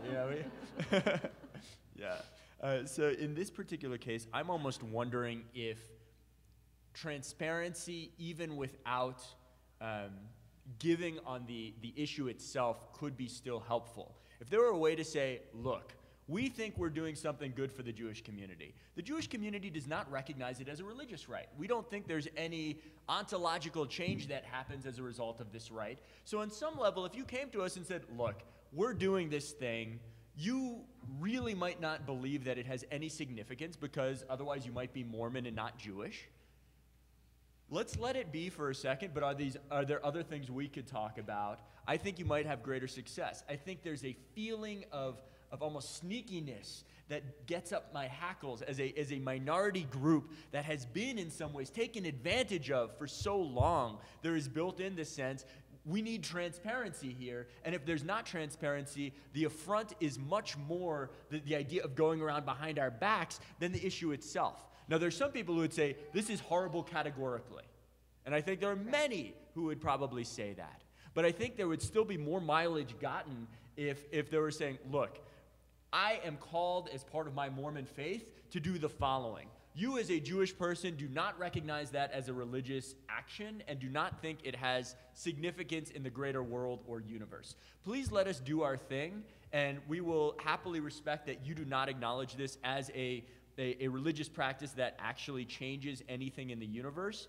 And now let's go talk about Israel. Now let's go talk about community service. Now let's go talk about religious and ethical traditions. 98% of the things we can get. And so what I hear you saying is, okay, so if we do come to this irreconcilable spot, and maybe I should just pause for a second and say, this is such a, thank you for convening this because it's not often these issues are discussed in this way. So thank you, Blair, and everyone who helped bring this conference together. What I hear you saying is there are going to be irreconcilable things. The Mormon approach might be to explain to you why it's actually okay what we actually mean by it. We have the best of intentions. It's actually okay. Your ancestor, they really don't have to accept the ordinance if they don't want to. That's not the most helpful approach. A more helpful approach would be like, we know this is not okay with you. We know we have an irreconcilable point between our theologies here, and just to be more direct about it and be as transparent as possible in the points where we disagree, rather than sort of, explaining them away. You call it sneakiness.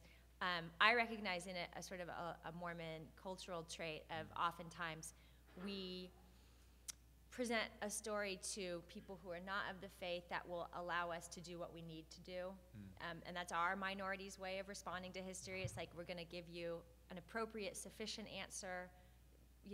We're going to do our best, but we're not always going to like totally open the shop because, you're not friendly. You might not want us to continue doing what we really feel is important to do. So you're saying minority to minority, we can say very forthrightly, we have this point of, irreconcilability, and, we want to acknowledge that, and then let's find areas we can build common ground on. That would be my hope. Now, I'm not sure you're going to find universal acceptance in the Jewish community for it, but I think it would be in a long-run approach to progress. The other thing that comes up in this context is the idea of the soul. I think that, and the idea of afterlife or lack thereof, I think the Jewish tradition, even in the most orthodox streams, is cautiously optimistic. They're like, we understand this lifetime, we understand our obligations in this lifetime, and let's hope for the best afterwards. Hey, maybe there could be something, but death is really a way of emphasizing the significance of a person's life right here, right now on this earth. So there's a time preference difference and also a theological concept of the soul, which is amorphous and almost, in some ways, Platonic in the Jewish sense, of someone's actions living on after they die, and those actions, in some way, at least from where I sit, being their soul. It's what lives on after them. It's not literally a physical or it's not an entity per se. And so I think that I'm excited about this because I think it breaks open some meaningful theological discussions with the presumption of difference, the presumption that there's going to be pain there, and I think in a Jewish cathartic way, coming from my standpoint, using the pain as a way to get to a place of greater fulfillment. What I'm curious about is how these people are feeling about it, because we're talking about it. We're really happy. We're like, oh yeah, we can talk about hard things. It'd be great. But these are issues that are really sacred to Mormon people. I just want to hear more Mormon voices. Yeah.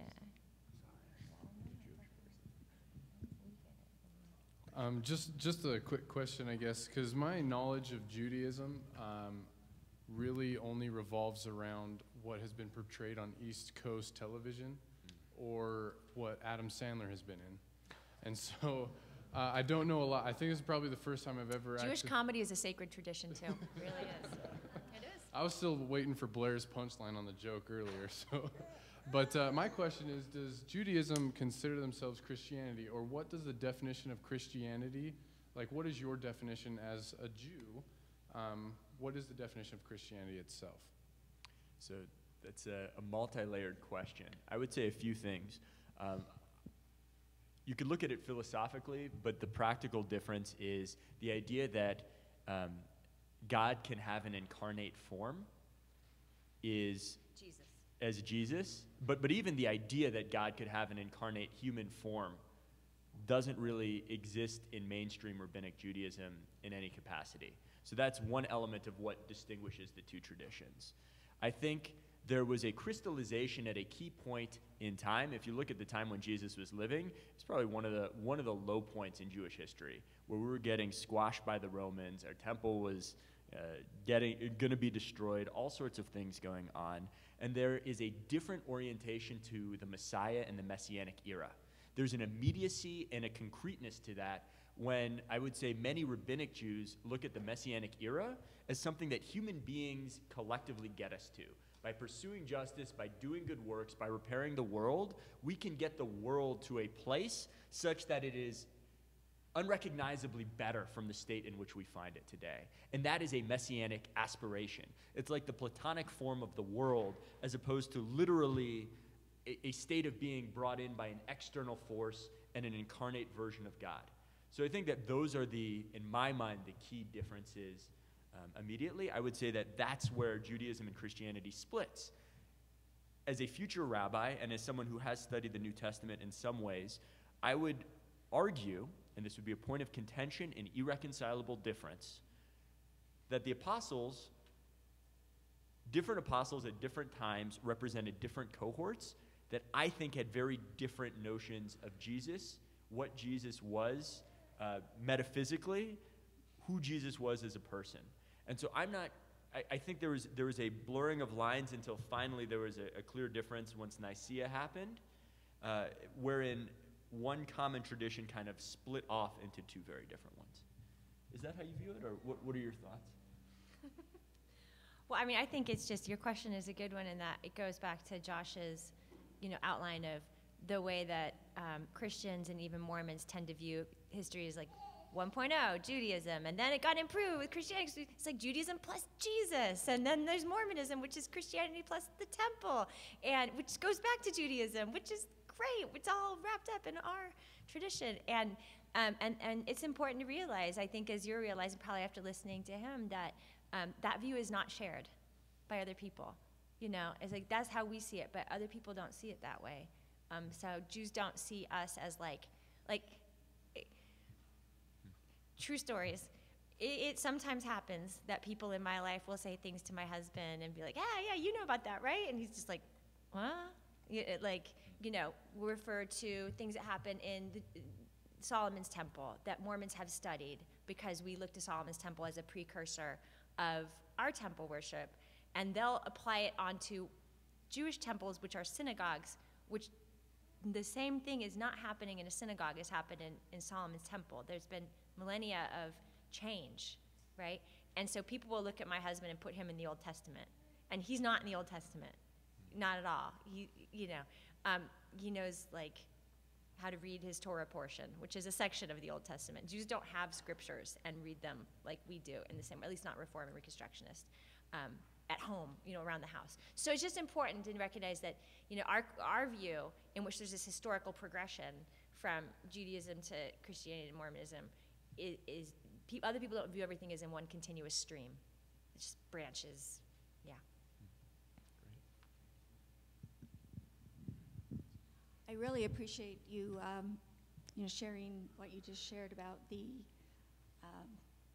your belief in God and how that is divergent from Christianity. But I want to go back to the concept of the genealogy concept. I really liked how you said, we need to be more transparent and trying to discover ways to dialogue and to come to an agreement, or respect a person's decision. But also, I think as LDS people or Mormon people, there is a concept that we are to do all that we can do. Yes, right. And it's not just about you and I here. It's about striving and trying to accomplish good things, but there has to be in my mind, the acknowledgement of someone's right and someone's deep-held conviction supersedes what I might perceive as my my responsibility, because I am not the all. And maybe this goes back to what you said about it will all be worked out. In the eternities. I feel like our admonition is to be kind and loving to one another, right. And to make progress. So I like the idea of the dialogue, but I also think that LDS people need to consider their position and not be so pragmatic about, I've got to do it and it's only going to happen with me. What a beautiful comment. What happens when our do all, I love how you put that, the feeling of responsibility to do all that we can do. I mean, what happens when do all that you can do bumps into someone else's don't do. And that's really hard for us because we are workers, right? We are worker bees. That is who we are to be. So, and that is a very novel thing to us that sometimes it's an ethical choice to not do. Because if you can do, you want to do. We do. We show up. The army of casseroles, we show up, right? So what happens if someone says, don't do, and that is a sacred act? That's new to us, except for don't do everything on the don't do list. But the idea of don't do a good work, right? Don't do good works because it might infringe on someone else's theological, that's a hard one. I think you brought up a brilliant, you crystallized it.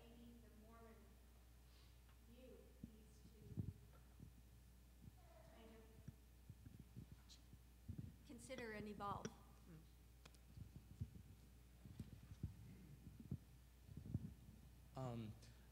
About the baptisms for the dead, what you said the Mormon view was it's more the person's choice, and then you also said the Jews don't like it because it's like kind of ruining that name that they have. I don't know, what do you feel about the actual name of the person? Is it all about the name? Like, could we change the name when we baptize someone? Like, without going behind their back, like, would it be wrong for us to use a different name instead of that name to ruin it for Jews? I don't know if that makes sense. But. Then how would you know who you were doing it for? Pragmatically. It's a very pragmatic Mormon question. Well, like when you baptize someone, you say the name out loud. Yes. So for and in instead behalf of this person who is dead. Right? Yeah. So instead of saying, like, you could have the record down as that name, but like I don't know, not say that name out loud. That'd be cheating. Because you still have the record that says, okay, we did it by this name, which really means that guy. But that note would have to be somewhere, because we keep records, right?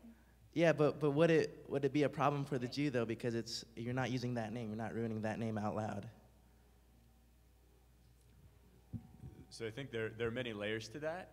The first is that if you look even in the Torah, so something that's probably very accessible to many of us here in a different way, names have huge significance and people have multiple names. And if you look at Jacob becoming Israel, his name is changed through a sacred interaction and I think very emblematically wrestles and all of a sudden takes on the name of what becomes our people. I think that multiple names are something we're familiar and present with. And I think from where I sit at least, the relevant factor is the human being that you're speaking on behalf of. It does not, the name matters. Which name of theirs you choose still has weighty significance about them as a human being and their agency in the world. I think one of the interesting things you brought up was the idea of this giving a sole agency, I think, to make a choice at a later point. And I think from my standpoint as someone who is going to be ordained a rabbi in a couple of months, I think a lot of a person's agency exists right here on earth and right here, right now. And I think for me it is a matter of respecting their agency as a human being and as a sacred being made in the image of God symbolically, that we, whatever you might like to call them, respect their religious agency as well and their choice to be a part of a particular group. We have a question over here. Oh, if I could exercise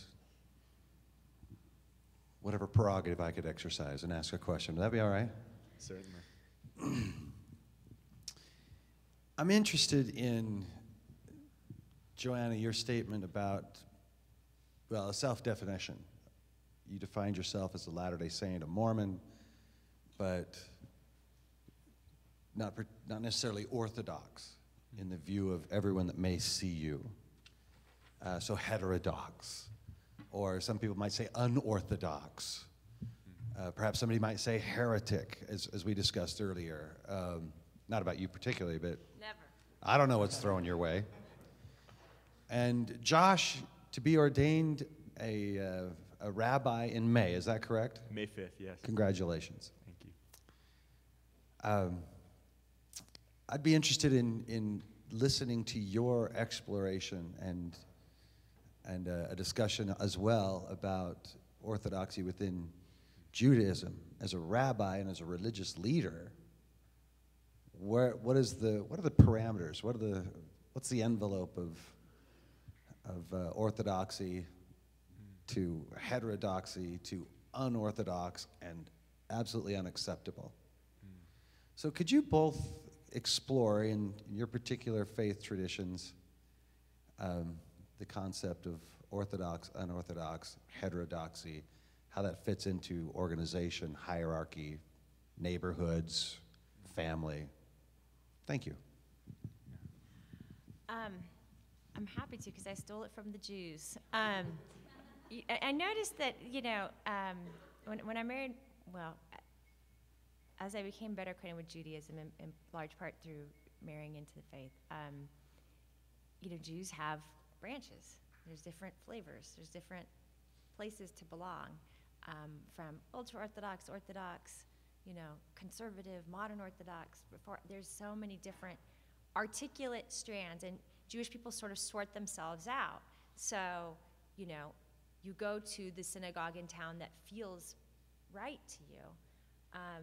And just having that vocabulary of difference, not all, it doesn't erase tensions at all. There are Orthodox Jews who don't consider Reform Jews, fully fledged members of the tradition, and would exclude them in some circumstances. But just having that vocabulary, I noticed, seemed to help Jewish people articulate and sort out differences. And when I came back to church after a period of inactivity, during which, I had real struggles, like lots of Mormons do, although we don't always talk about them. I noticed that, and I came back as me. I came back as the post-struggle, post-faith transition Joanna, and it didn't feel familiar until he's like, you come with a Jewish husband, you're a Democrat, you feminist. And I noticed that sometimes I could take tension off of a conversation just by saying, of course I'm Mormon, I'm just sort of unorthodox. People would be like, all right. So, and this comes from, I think, a great deal of caution about who has the right to define the tradition in Mormonism. We're actually, if you want to think about the Mormon movement that goes back to the Restoration, there are actually more than a dozen branches of Mormonism in the world today. But LDS people are very careful about saying, who make up the statistical majority of Mormons on the face of the earth today, and who consider ourselves the only true and living Mormons, pretty much, on the face of the earth today. Never mind, polygamists or, very, very, liberal post-Mormons. LDS people are very specific about a chain of authority and who has the right to define the tradition, and that chain of authority goes right up to Salt Lake City and to the presidency of the church, and no one else should seek to speak for the tradition except for through this chain of authority. And so I think a lot of our day-to-day interactions as LDS people sometimes bear this weight, that if you don't speak the exact version of Mormonism that is the standard curriculum in the manuals correlated, you're not Mormon. I mean, I've had people tell me I'm not Mormon for having problems with polygamy. You're not Mormon, so suddenly a lifetime of experience and belief is revoked because I'm like, nah, that's not for me, right? So is that really who we are? So I started just using the term unorthodox in conversation as a way of taking pressure off people, so I could say to them, I acknowledge I have a different point of view on some things, and I do not claim that my point of view supersedes the point of view in the lesson manuals or the point of view of the first presidency. They define the LDS Church, they define LDS theology. I belong to the LDS Church. I may be a little unorthodox, right? So adopting that label was for me a way of expressing respect for the more orthodox version of the tradition while saying, to whoever I'm speaking with, I may be a little different. Don't be alarmed. I'm just different, not trying to be different, right? So that's how and why. But I stole it from you people, so explain. We're open to sharing too. Good. So, I think there are a couple of different points about orthodoxy and even what the term means. I would say from a Jewish standpoint, and as someone on the much more progressive end of the spectrum about to be ordained a Reform rabbi, orthodoxy is a term that people define in very different ways and that might not really signify very much anymore. There was a Copernican shift in the way that Judaism was practiced, especially after the destruction of the Second Temple in 70 CE by the Romans. The question was, what now? There had been multiple groups and factions within the Jewish tradition, and the Proto-Pharisaic tradition, which actually has very different connotations in Jewish thought than I think it does if you look at the Christian Bible. It was the branch that was not destroyed, essentially, the branch that could still function without a temple, and from it evolved this tradition that was not necessarily about centralized practice and not necessarily using the Torah and its narrative arc as the defining element, but extracting from the Torah over a period of centuries, probably dating to the Babylonian exile in the 6th century BCE, extracting the key principles from the narrative and saying, what are those that define us? You know, you must treat the stranger with kindness. That's repeated 36 times in the Torah. So, okay, I guess there's got to be a principle there about those who are living as strangers in your midst. What does that mean? What does it mean to be a stranger? When are you a stranger? Where are you a stranger? Is it chronologically focused? Is it geographically focused? That's what the rabbis emerged discussing. You can look at it, the analog in Greek philosophy is probably, roughly speaking, pre- and post-Socratic thought. There's the idea that pre-Socratic thought to a large extent was based on narrative arc, and after Socrates became much more focused, and this is not entirely true, again in broad strokes, on principles. Rabbinic Judaism lives in the place between the two. Now, thinking of it as a legal system also, just like we have constitutional debates today, the people who said, to the written word as it was codified in the 9th century in Babylonia in the Babylonian Talmud, or a few centuries earlier in the Jerusalem Talmud, or whatever else, there's some people who say that is orthodoxy as it was stated at that time. And I say that's great, but if you think that's orthodoxy, the Talmud in and of itself is a group of arguments by rabbis about key principles. There, in many cases, is not a definitive viewpoint articulated. And if so, what is the orthodox one?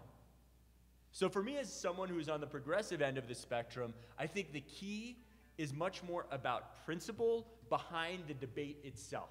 What is the issue on the table? What is at stake here? What is of question? And what does it mean in its very specific time and place? And how do we adapt those principles and ideas to the common era, to where we're living right here, right now? In my mind, that is normative Judaism, is the engagement in those questions of belief. Now, what would I say is non-normative Judaism then? What do I think is a place of personal pain? It is, as you sometimes recite at the Passover story, the child who does not even know how to ask the question. The child who is not yet well-versed enough in text, in Jewish history, in Jewish sociology, in Jewish thought, that they can fully, as an equal member of the community, grapple with those issues. I wouldn't say that is unorthodox per se, I would say it is unfortunate. And so I think that our role, the word rabbi, does not mean sort of priest or priest-like person, it means teacher.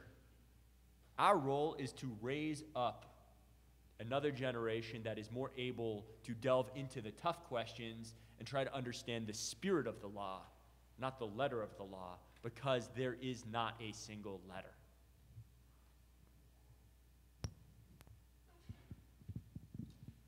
Just quick for Joanna.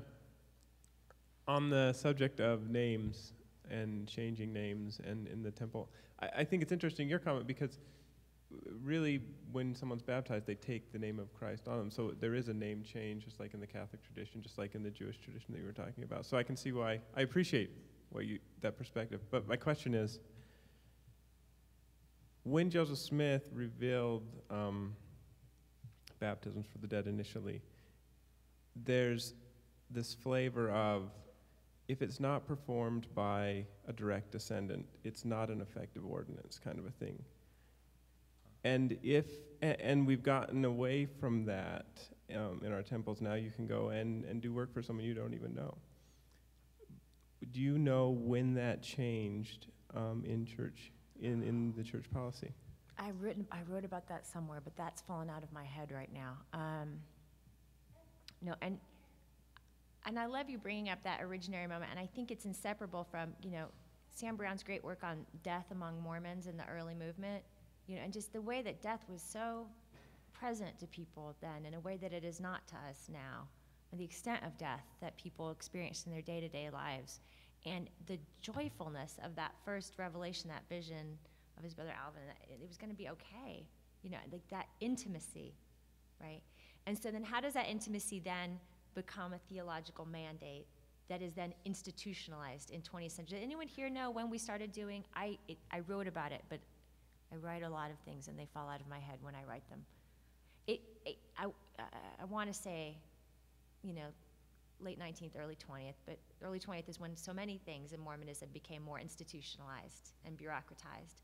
So it might be worth, your question raises a point of access for Mormons, that coincides nicely with yours. What are we really obliged to do? What is the spirit of this revelation oblige us to do? It's a very serious question. Does the spirit of that original revelation oblige us to the bureaucratic work we're doing now? And I don't have any answers to this. I'm just trying to put forth the question. Or is the spirit of that best expressed through, a more intimate relationship to the ordinances? Now, our leaders now, the church currently has in place a system where we do heavy on works. So we go by that as what the answer is now. But, your question is a powerful one.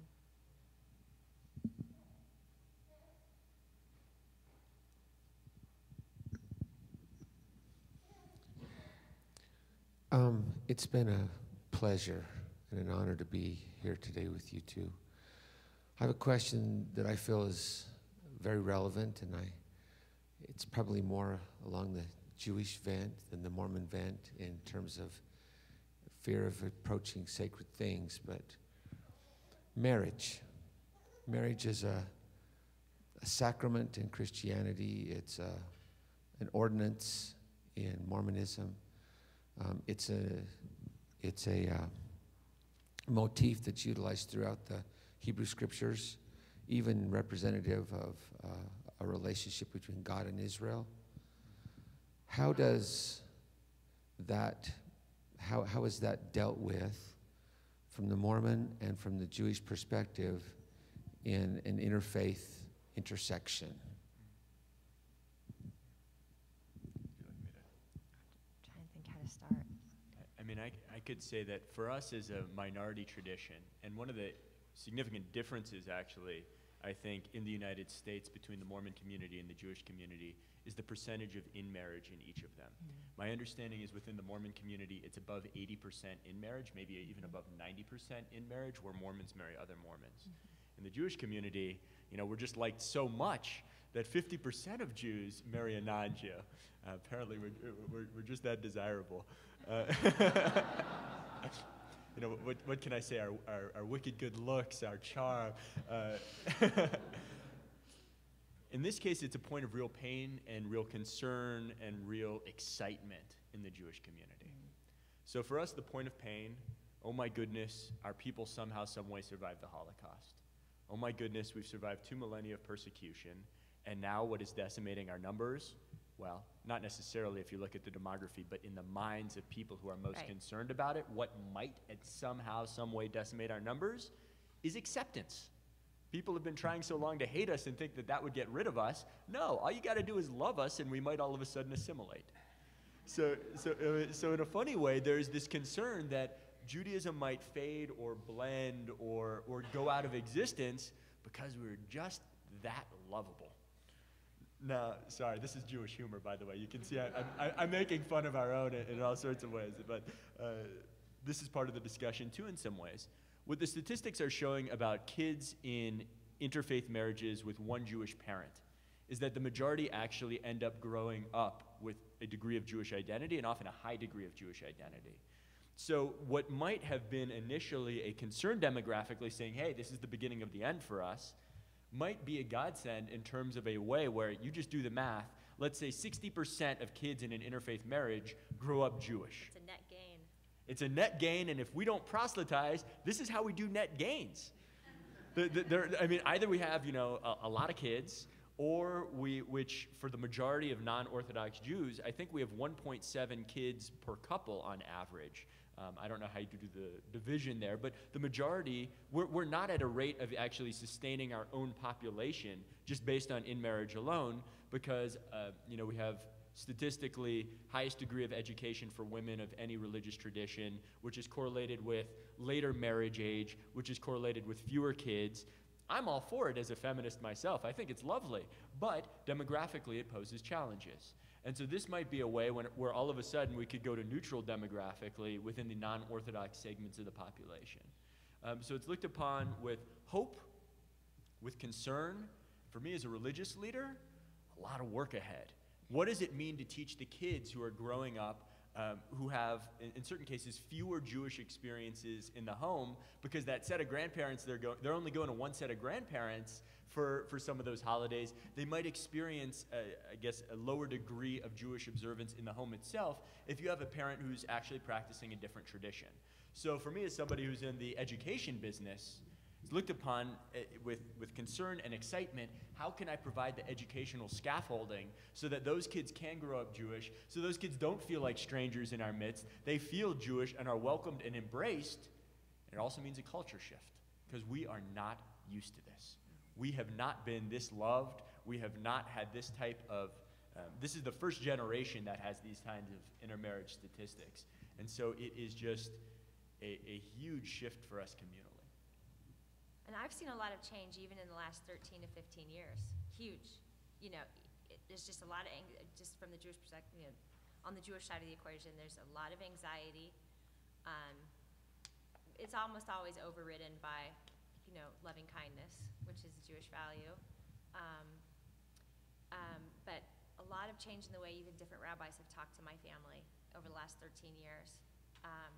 And one thing that comes back time and time again is this notion of maintaining a Jewish home. And if you don't keep kosher, what does that mean? Because not all Jews keep kosher. For us, it means we never, ever have a Christmas tree, ever, even though I like it. We're going to have a Jewish home where my husband feels at home. We have other markings and other ways we tried to mark our home as Jewish, because I've noticed that's important when I talk to rabbis and about, what is of concern. Of course, from the Mormon side, what matters is not so much that it's an interfaith marriage, but that it's not a temple marriage, right? Of course, temple marriage is viewed in Mormon theology as a rite necessary to, not salvation, not, just making it to heaven, but to enjoying the fullness of the presence of God. So, the fact that I am not temple married has impacts on my spiritual standing, on my standing in the community, on the way I'm viewed, but also in terms of long-term, very long-term, eternal consequences. But again, it's gonna get worked out later, right? That's how we, we'll work it out. We'll get him sooner or later. And my husband is the ultimate golden contact. So he's like, every new set of missionaries that comes to the ward, they come, oh, he's so nice, but no, he's not gonna convert. So anyway, it's a serious issue for us in terms of the way I'm viewed in my family and my concerns about my parents' concerns for me. I don't worry about, life is 98% joyful. I have a happy working marriage, so that tends to make heaven on earth, and so we'll worry about heaven and heaven a little bit later. I have a brief question, if I may, sorry, and then one last question. Okay, 2 questions. Okay, I have a brief question first, at least for Josh, and then I can open up discussion. I'm interested. You talked a bit about a rabbi versus a priest, and it's a slightly different mode of kind of ministering. And I'm interested, I know the Mormon prophet has recently quoted from the chief rabbi of Britain, Jonathan Sacks, the idea of a chief rabbi, to what extent is there, is the rabbinate a hierarchy? Is there or is it just kind of more of an informal community of equals? Is there a sense of kind of a top-down statement of what is correct doctrine from a chief rabbi? What is the chief rabbi, and what does that kind of, how does that work in the rabbinate, I guess? So I think it's a much more decentralized system. In this case, in all sorts of ways. Look at the Orthodox community, which you might think would be more normative because of a traditional kind of practice that dates back many centuries. They don't necessarily eat in each other's homes because they have different understandings of kashrut. The idea of keeping kosher can be different one Orthodox community to another. So it's by reputation, it's by erudition, frankly, it's by charisma, it's by how you teach. And the closest parallel I can think of is actually in Shiite Islam, where they have the idea of the religious leader, and it's very democratic. It's based on the number of people who follow this person is their renown. Jewish rights, Jewish ideas, key things that you do in your life, even taking marriage, a rabbi is non-essential. From a legal standpoint in the US, I make somebody married under the laws of the United States if I as a rabbi officiate. From the Jewish standpoint, you marry each other, and the rabbi is there as a pastoral presence who can serve as a witness. Rabbis, I hate to say it, it's not great for my job prospects, but we are structured as a redundancy. We are there for the benefit and enrichment and support of people. We are there to be teachers, to be guides, to be ethical voices, ideally to be prophetic voices, not in a literal sense, but in the sense of calling out when there is an injustice going on in our community or our world. But it's not hierarchical in that way, except insofar as individual communities are concerned, and the use of the rabbi to define norms, particularly in some Orthodox communities, within that particular house of worship or the community of people who attend. Yes. And it's a huge difference because Mormons are always like, where's the Jewish rabbi who has the real version? Because we know where the real version is in our faith, right? It's whatever Salt Lake City says. No comparison. I wonder if it actually, digging a little bit, it relates to the conception of human beings and their role religiously. I think the Jewish tradition emphasizes human fallibility, and the idea is that through argumentation and loving argument, you can more closely approximate that which is right and that which is good in the world. And so the idea is not that there are people or that there is a single individual who has access to ultimate knowledge and can define it for others, but that you have to, as a fallible human being, grapple with that. My impression, and I don't want to speak too intensively, is that there is also among religious leaders the idea of both inherited tradition and continued discernment on behalf of the church. How does that work in terms of hierarchy? And how much time do we have? That's a hard one. It has changed historically over the course of the history of the Mormon faith. And it's a really sensitive issue because for the last 50 years, Mormons have been abiding with and members of the LDS Church, one branch of Mormonism, the largest, have been occupying a very leader-focused view. A lot of emphasis on orthodoxy, a lot of emphasis on the LDS Church and getting things right, having things in a manual lined up, one chain of authority, one appropriate way of doing things. So yeah, authority is a huge issue. It has been since the beginning of our tradition. Our tradition was founded on the idea that there was a restoration of the correct and complete authority to perform certain ordinances in God's name. And that has played out through different historical phases of the church, with the times where there were more argument, time where there were more schisms, time when there are less. But these last 50 years especially has been a tremendous emphasis on obedience and orthodoxy as definers of LDS belonging. So hope that helps. A big subject for us, but yeah, very rigorous chain of authority awareness. I think we have time for one last question, and then we'll wrap up for lunch. I apologize for my ignorance, and I don't know much about Jewish faith, but do you have some sort of, it seems in my mind you have different levels of being Jewish, if I can say that without offense. So do you have core beliefs as Jews, or is it just that you were born Jewish? Do you understand my question? What are your core beliefs as a Jewish faith today? so a couple of things. First, the idea of different levels of Judaism is an Orthodox orientation, that there is a normative single way of understanding our religious mandates. And I think from my standpoint as a Reformed Jew, I don't think that exists. I think there is a path of inquiry that we have the blessing of following and grappling with and struggling with together, but not necessarily a clear path of outcomes that we must adhere to in a certain way. In terms of what is a Jew, that is such a big question right now, not only in the US, but in Israel, because there are all of a sudden practical political outcomes. It is much easier to gain Israeli citizenship if you are Jewish. And one of the questions is it biological? Is it in terms of particular principles you adhere to?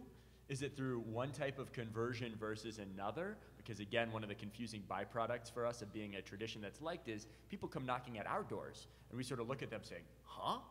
And is one type of conversion more normative than another?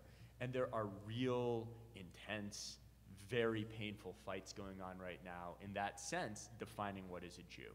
In my mind, it's much more about practice than biology.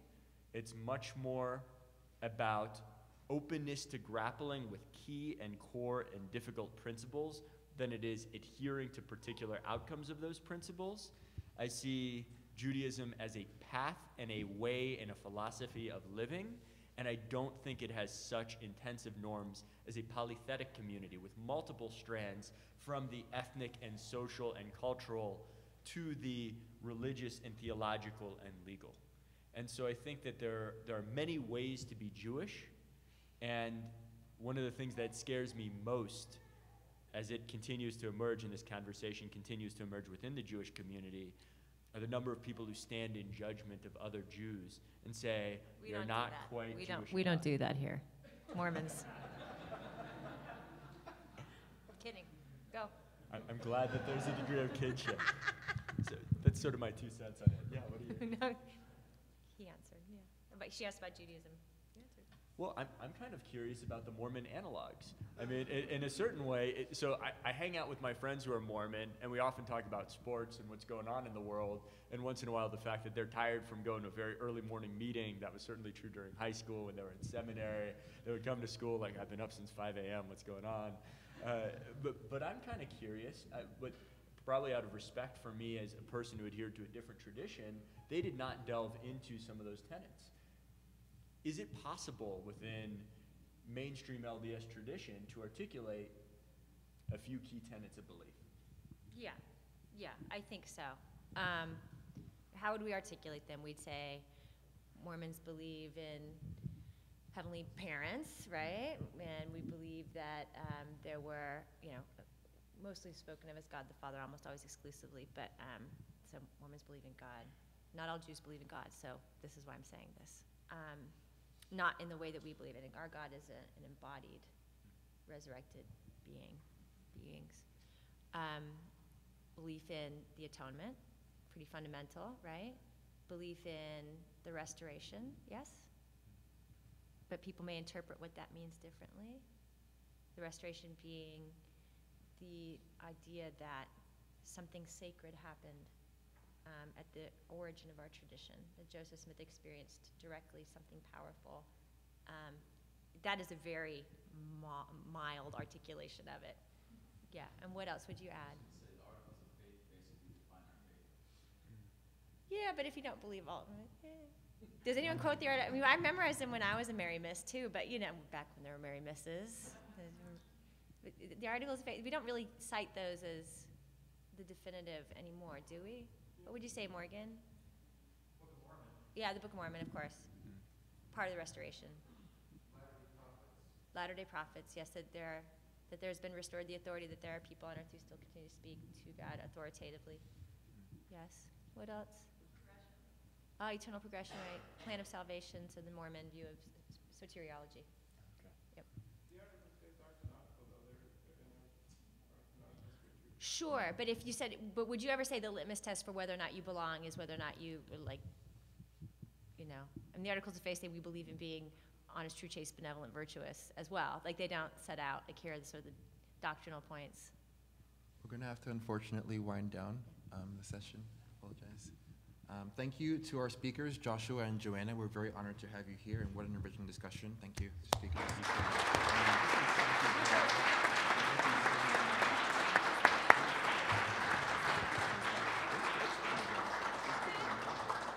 So you've had a nice sampling. That was more than a sampling. That was a hearty meal. Thank you so much. Thank you. The trajectory for the rest of the day, we will break for lunch. It'll be fast. If you wouldn't mind allowing the speakers and the presenters, rather, and the others that are going to the lunch with the speakers, they know who they are, to kind of cruise out and hit the elevator first. And then there are food courts and everything else. We will reconvene at 1 when we will enjoy John Moorhead and Josh Stenton. So we'll transition into evangelical atheist. And after their 2 hours presenting and dialoguing, all 4 will be on the panel from 3 to 4. So much more to come. We'll look for you at 1. Thank you very much.